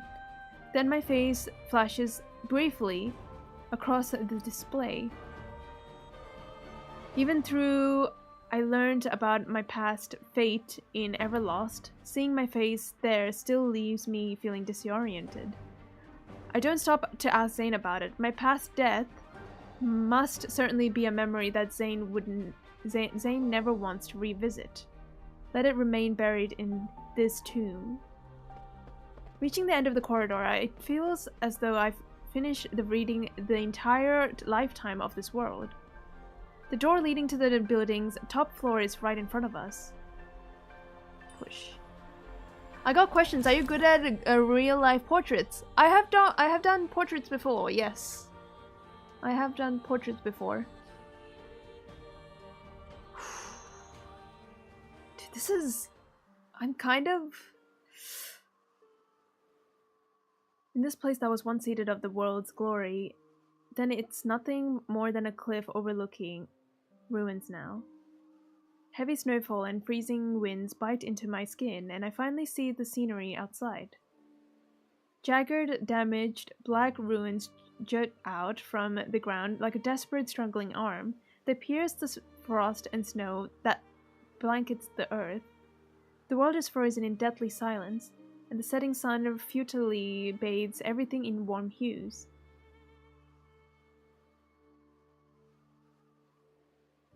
Is this what happens to a world that has strayed from the natural order? Yes. The scenery here was once beautiful as well. But it's an inevitable outcome. When people choose to utilize truths that surpass the natural order, the outcome was always predetermined. Regardless of whether it's protection or destruction, setting aside these meanings imposed upon oneself. Even gods are doing what should be done within laws and the natural order. The trembling beneath my feet continues, but in the blink of an eye, I seemingly return with Zayne to the Divine Tower. In the place we have protected, the waters of 2 rivers nourish Niava's endless vitality. When the enormous sun gently sings towards the horizon, the dry evening wind carries the sweet fragrance of dates and songs from the city gates. I calculated every possible outcome, but it has already strayed too far down the path of an erroneous natural order. His calm voice pulls me back to reality. I don't have any regrets. However, within this incorrect order exists a single variable. Are we the variable? What is it? Are we the variable? Accompanied by violent tremblings beneath my feet, a massive magical array unlike anything I have ever seen manifest. This is the final connection point between Niava and this world. What? A massive golden Enzu struggles out from this strange magical array. Black crystals all cover its body. It's not a golden azure. It's a monster similar to the one from the river source. Watch out. A massive long bow materializes in Zayne's hands, and I raise my hand to summon my weapon as well. As soon as he draws the bowstring, my black sword transforms into his imperfect order doesn't need to be corrected. True redemption lies in utter obliteration. That was really fast. I couldn't read everything. Portraits of idols and celebrities are real people. I have done that before. Anything I can help with? After the giant bird-like creature falls, black energy fragments drift down, reminiscent of Calamity's ashes burying an old world.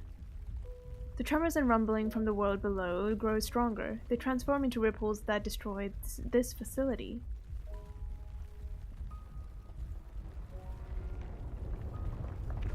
Zayne, is it over? Yes. Pungent scent of blood fills my nostrils as Zayne's blood-stained figure... Wait.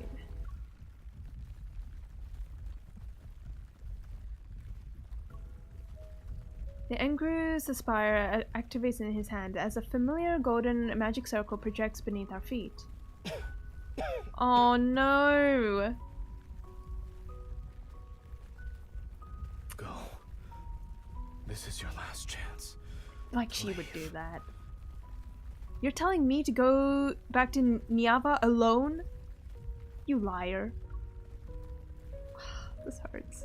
This kind of hurts. You never planned to leave with me from the start. You are correct about one thing. I only know how to bring about ruin. So I truly am unskilled at creation. The severance is complete. This world will no longer corrupt Niava, and it won't drag it down into the abyss. This is really sad. After this, your Niava can peacefully wait in the universe.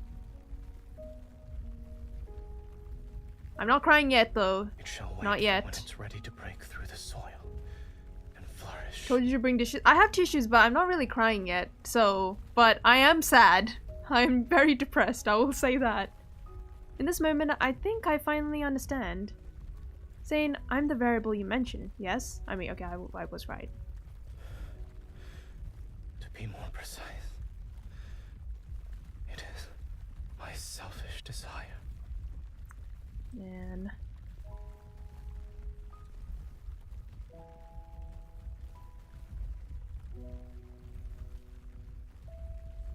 If gods have selfish desires, then he must want his beloved to live. Oh god. Oh god, I'm not ready. I am not ready for this.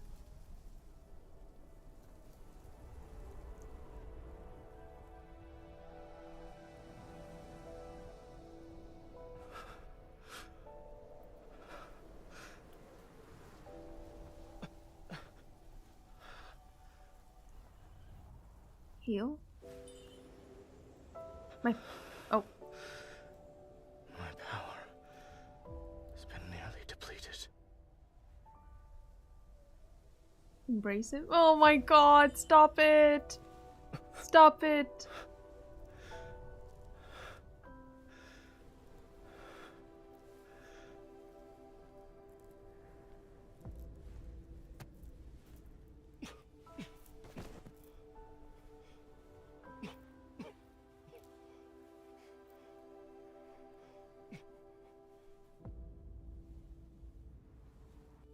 Fortunately, yes, we still have time to watch this sunset.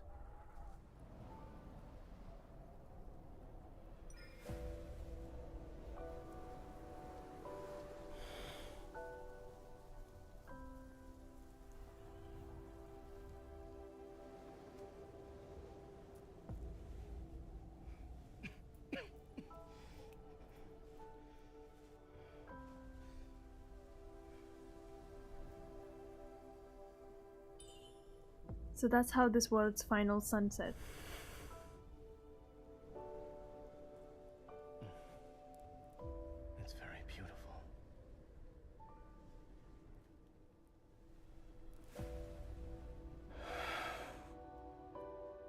should send you away from here now.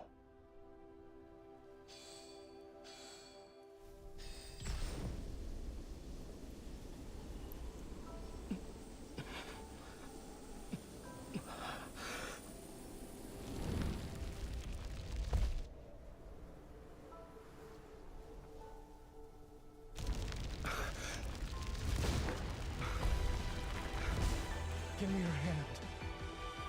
Oh my god. Oh, hold on! Oh my god. Oh my god, we have to actually go back and check everything. Huh? If it costed me everything— What did you say? That was really fast. I'm gonna have to go back later. I wasn't gonna plan to stop anything here.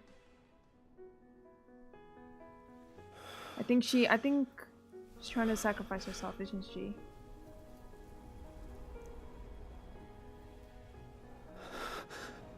Yeah. You actually gave all your power. Oh. You've already given me so much. Oh, stop it.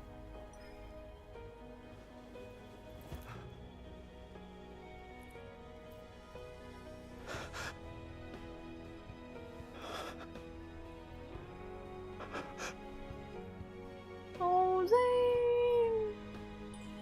If our destinies intertwine countless more times more. That was so fast. Will you ever come true, Zayne? You wish. Your wish. Your wish will Ah! What the fuck?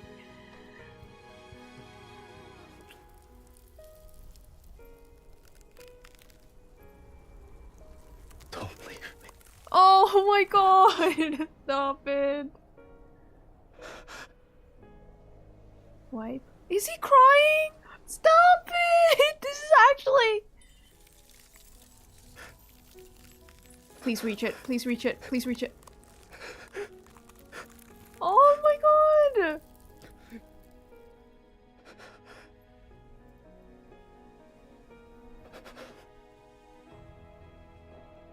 Before the snow stops, I'll wait for our reunion.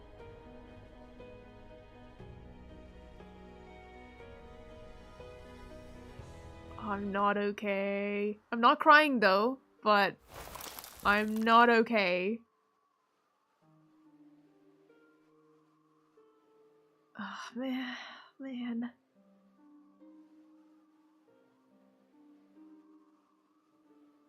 BRB, I have dust in my eyes. Well, the thing is I didn't cry, but I'm so sad. I will say I'm very sad. At the last ray of the sunlight passes over the frozen twin rivers, no one witnessed the peeling of dark blue glaze in time's winds or the crumbling of clay tablets that recorded a glorious past. No longer do devout worshippers chant the goddess's mighty name and glory, nor does anyone listen to the loving words the deity whisper in their hidden corners of the universe. Pure white swirls down above the blankets every sound and breath of life in the world. What was once the goddess has fallen into silence more enduring than death itself. Within cold and quiet, she waits for the next reunion with her beloved. At the end of the tower's long staircase, the Engru's spire erupts with brilliant radiance, and the light instantly devours the goddess's dwelling. The divine tower collapses and shall become one of countless golden threads within Engru's spire. The lonely deity will also step into eternity and become a silent watcher once more. Before the blinding white light fills his gaze, he turns and glances upon the world. The golden Enzurs spread its wings, and its brilliant golden feathers transforms the wind and snow. They become as translucent as ice.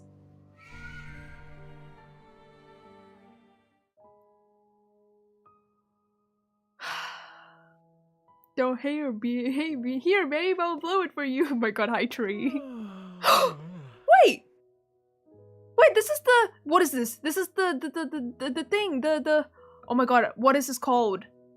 Library of shit. What is this called? This is the place. What's this place? I forgot. This was the one that Zayne's wedding card. We were in this place. But there's a name for this. I forgot the name. What's the name? It's an ordinary morning. Groggy, the administrator yawns, rubs his eyes, and pulls open the library's weathered doors from inside. The library? No, there's a name for this. I forgot the name. The cold wind sweeps through the gaps. Caught off guard, he shivers. It's cold.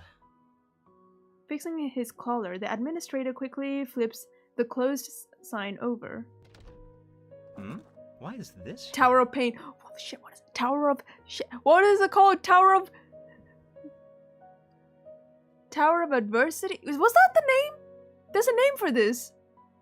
No. What's the name? Why is this here?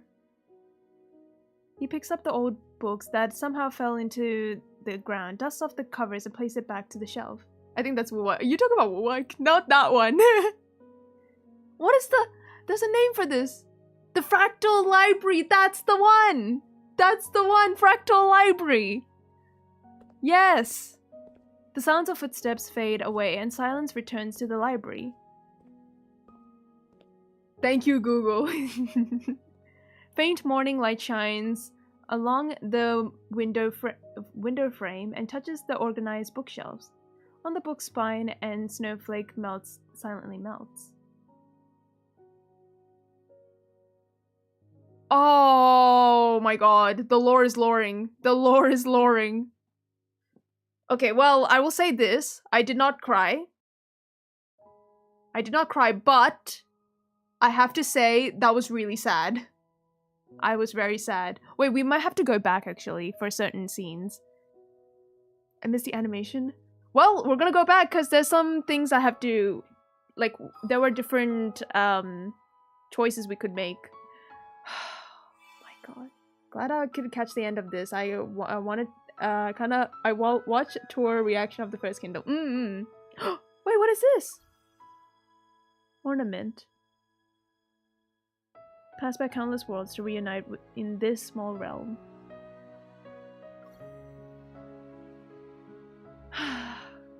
I'm so sad. I'm sad. I'm sad, Zayne. Man. Zayne, I'm sad. Also, I don't have the other... I just realized I don't have the other card. I'm gonna have to, like, go back and check if what if we didn't hold his hand? I need to check that. I think you like this better than the Raphael and Mithla card. I mean, I can see that though. You gotta grind. I have no rolls, man. I got no rolls. I've used up all my rolls just to get his card. Okay, well, we're going in, guys. For anyone who has missed the Kindle, you guys got a chance to look at this again. But there's a choice that I had to make that I haven't made, so we're gonna do that now. By the way, this is wild. I'm gonna tell you, this one is crazy, guys. This appeared literally on chapter 1. I was not prepared. I'm not gonna lie. Okay, I'm not prepared. Once again, I'm not prepared for this. Whoa. Not this one! Yeah, the thing is, there's a choice that I didn't make. So I'm gonna have to go back. So we have to live through this again, guys. Yo, this is crazy.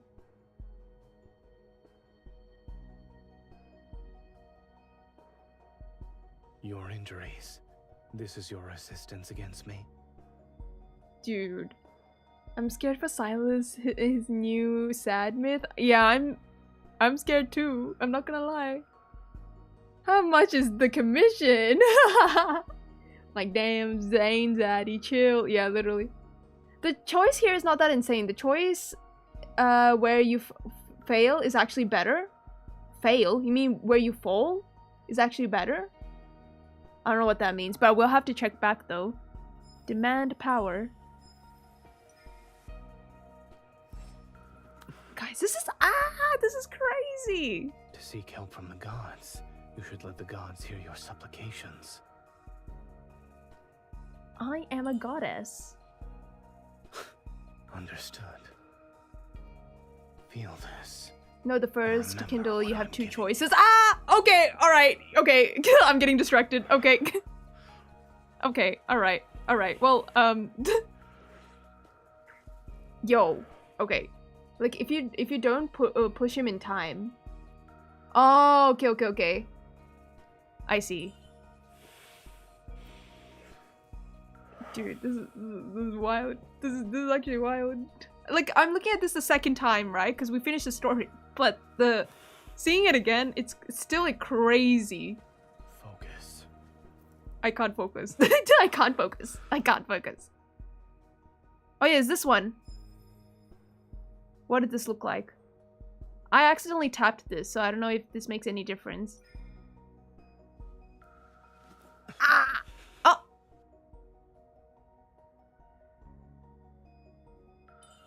Don't even think about making me obey you. What?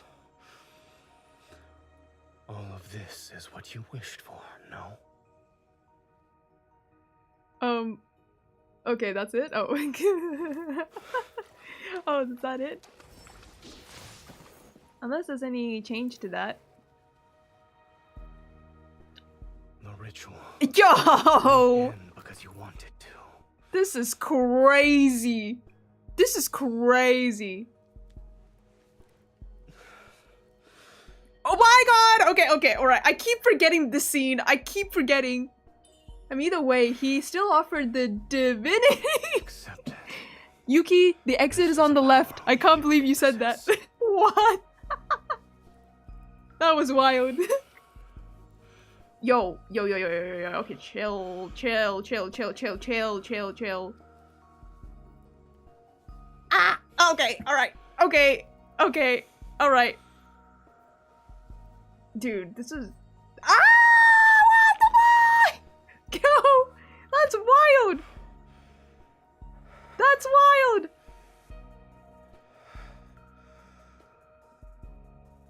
Okay, well... Guys, okay, hold on. I have a headcanon that I just thought of, but I'll tell you what it is after we get through this Kindle really quickly. Oh my god. But all the clothes is like moving. I know.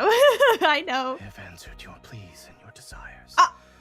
Yet I sense an even deeper craving. Okay, in this moment, I thought he was about to choke us for a second, and I was about to freak out. I was gonna lose my mind, but he didn't do that, so I was like, okay. Alright. That was crazy.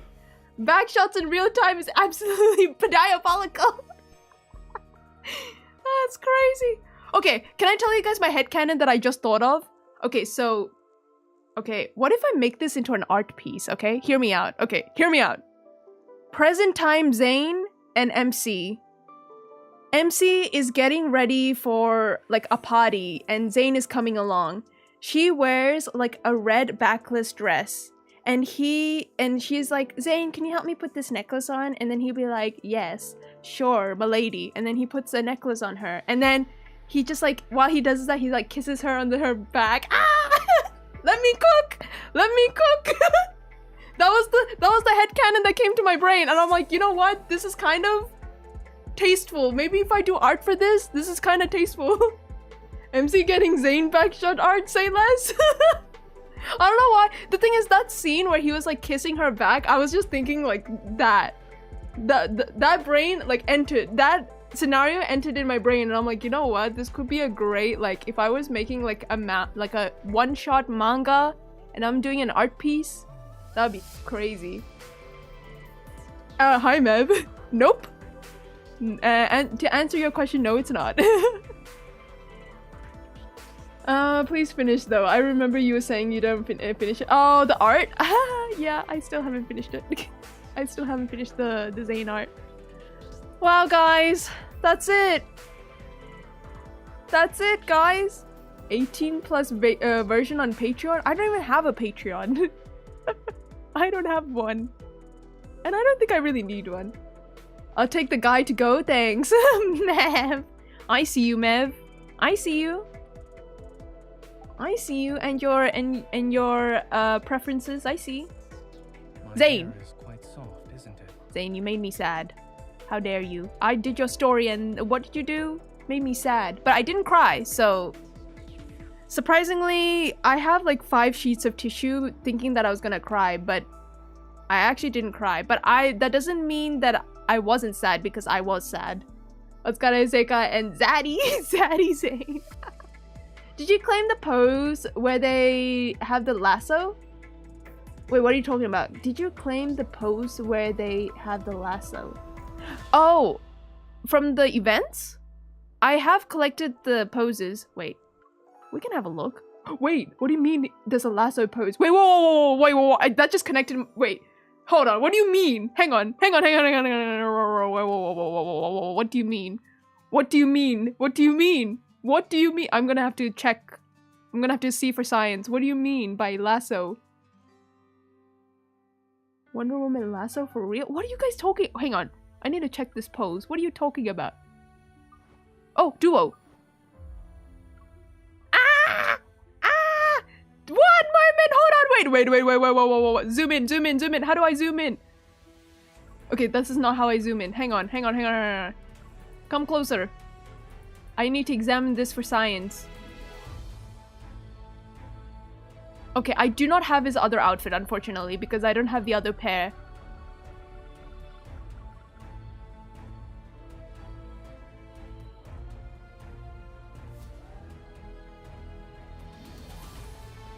This is exactly what I mean. Wait, gold thread scroll? I can't scroll though, unfortunately, to zoom in, so this is all I could do. Hang on.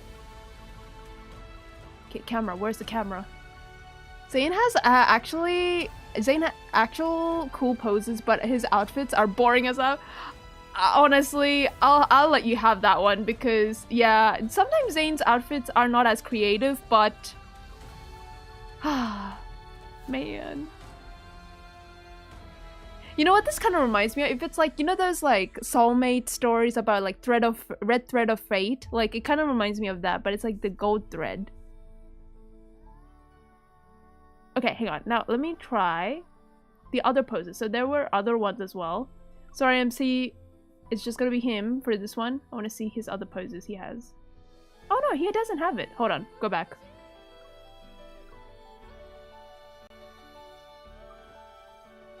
Mine. Wait, where are the other poses? Hang on. There was like new poses and I don't know where it is.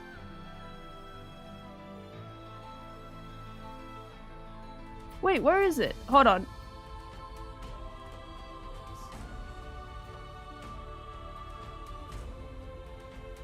Wait, I don't know what the new poses look like.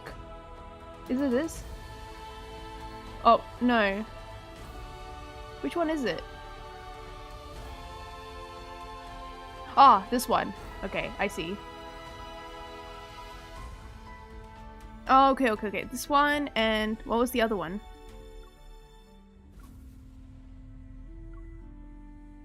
Isn't there one more?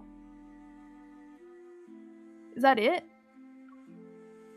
He looks stupid with the suit. Yeah, I know. I'm sorry. I don't have the other outfit. I don't have the other card.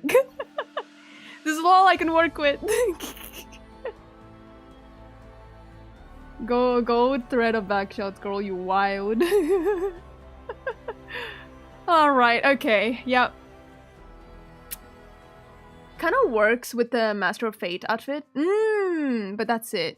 Yeah, because who uses a bow in present day anyways? Who uses a bow in present day anyways? Alrighty, well, do you have Master of Fate outfit? No, I only have one pair of Master of Fate. Where's Zayne? I only have one pair, and it was this one. Unfortunately, I don't have the other one.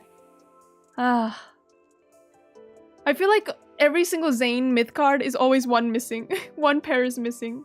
It's so hard to get. I mean, we had a rerun. But I couldn't roll for it because I think I was saving for somebody else, I think. I'm not sure. Wait, did he have a rerun? I think there was a rerun, right? But I know that I wasn't able to roll for him because I was saving for someone else, I think. You should do it with his robe? Oh, what, the bow? The bow pose? Oh my god, guys. Okay, well. Master of Fate rerun in May. Yeah, I may have missed it because I think I was saving up rolls for someone, I think. Who was that? Who was after Master of Fate again? What came after that? I think there was a reason the thing is, I would have rolled. Oh, it was the multi-banner. Yeah, fair enough. I think that's why. Okay, yeah. It's the spring banner. Oh, the infamous spring banner where I have every single spring. Yeah, I have everybody's. I have everybody's spring card. Where is it? I was incredibly lucky for that one though. They came pretty early. Where are they? So I have Zayne's. I have Raphael's. I have Silas. I have Caleb. Where's Xavier? Where's Xavier? Where is Xavier? Ah, Xavier right here. Yeah, I have everybody. I have everybody's spring card. You pulled and you got R0 with birthday luck. Hey, we love birthday luck. Deserved. Ah, guys, so for Raphael's one, you know how Raphael myth card, he was one of them that I wanted both the pairs, which I do have. But now I want Zayne's. I want Zayne's pair. I want Zayne's pair. God damn it. Ugh. Also, my collection is a little, yeah, I have a lot of cards. When does this end? Oh my god, I have so many 5-star cards. This is a... Yeah, this is a little... Fish don't like you and you don't even bother pulling his mitts? What? His story was really good though. Wait, do you have one pair of it or? The only reason I wanted the pairing is because he's a merman and fish. So, and he looks pretty. So I was like, we must have him and his other pair. But other than that, yeah. Ugh. Well, that's it, guys. That was it. You have none of his myths card? Wait, not even the standard ones? Wait, can I see? Let me check how many rolls I have.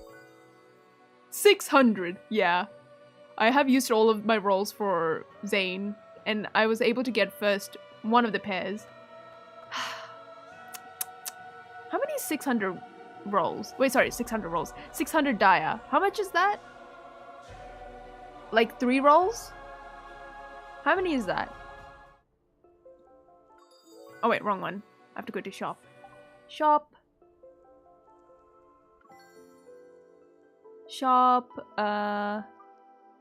His standards only came in a Sky's Embrace with the crates. Ah, you had to go with the crates. Mine is the opposite. I get a lot of Xavier cards and Raphael cards for specifically myths cards.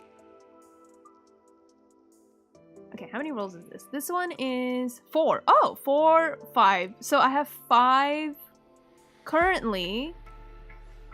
Oh, oopsie. I currently have 5 rolls. I only have 5 rolls. If I wanted the other pair, that will be a while. Ugh. Yeah, it was the only pairs. For me, you know what I struggled with? The standard Zayne cards. Zayne myth cards. I had to go for the crate. Oh, speaking of which. See, I have 400. I have 406 standard rolls. And I think I haven't... Yeah, I still have one more crate I haven't used. The reason... Okay, so the reason I didn't roll is because... What if they release another love interest? That's what I did with Caleb, because I had a feeling somebody was coming in and it was Caleb. So the rumor was like, oh, Caleb was going to be another love interest being in the roster. So what I did was I save all my standard pools so I can immediately so I can go for the crates. And also easily get any easily get all the Caleb cards, and which I did. So it worked. So yeah, seeing this, I still saved up because I'm like, what if there's another love interest? But that's besides the point. Not only that, I saved a lot of my blue shards as well. I think I have 1,000 of them, I think. Hold on, let me have a look. Is it exchange? Yeah. Oh, okay, not 1,000. I have 804. 804. But with only one pair, I mean, I only have 1/2 of the Abyss Walker and the card is R1. Okay, so I suffered with that with, I think it was, who was that? I think it was Xavier. Xavier card was always more rank ups than his other pairing. I wasn't able to get the other pairings, but yeah. Lunar Shop? I haven't spent any. I think I spent once on the Lunar Shop, but other than that, don't use it much. I will say, I try to save all the, what is it called? It's a chocolate shop? No. Wishing Well. Yeah, this one. So if I wanted to, I could spend these cards because I already have. Wait, I thought I had hold on, I thought I had 804. What? Wait, I thought I had 804. Now I have 1,000. Wait. Oh, I'm looking at the wrong one. My bad. Sorry, this one. Sorry, my bad. It's this one. It's these blue shards. Stardust. Yeah, this one. I have 1,000 of it. If I wanted to, I could, get a rank up for all of these cards if I wanted to, but I was like, I will wait. Like I did with Caleb stuff. Hi, Bang. Is Bang in the chat? Is Bang in the chat? Is he watching my stream? What is happening? Is he in the chat? Monthly pools are up. Oh yeah, I did buy the monthly pools. So that's what I do. I buy with my Stardust, I buy the monthly pools, so it's much easier. So yeah, I always collect the monthly standard pools as well. So because it's more, if I miss it, then it's not worth the discount. It's a discounted price, so we have more of those shards. Not shards, we have more of those standard tickets. So you have to be smart, guys. You have to be smart. If every time they have a monthly standard pools, you have to that's when you buy the discounted ones. So when you ever do roll in the standard banner, you have a lot of them, which is exactly what happened for me. Alrighty, okay, I think, damn, guys, look at our stream. We're almost past 4-hour mark. We're close to 5-hour mark. That's crazy. You want me to sleep with you?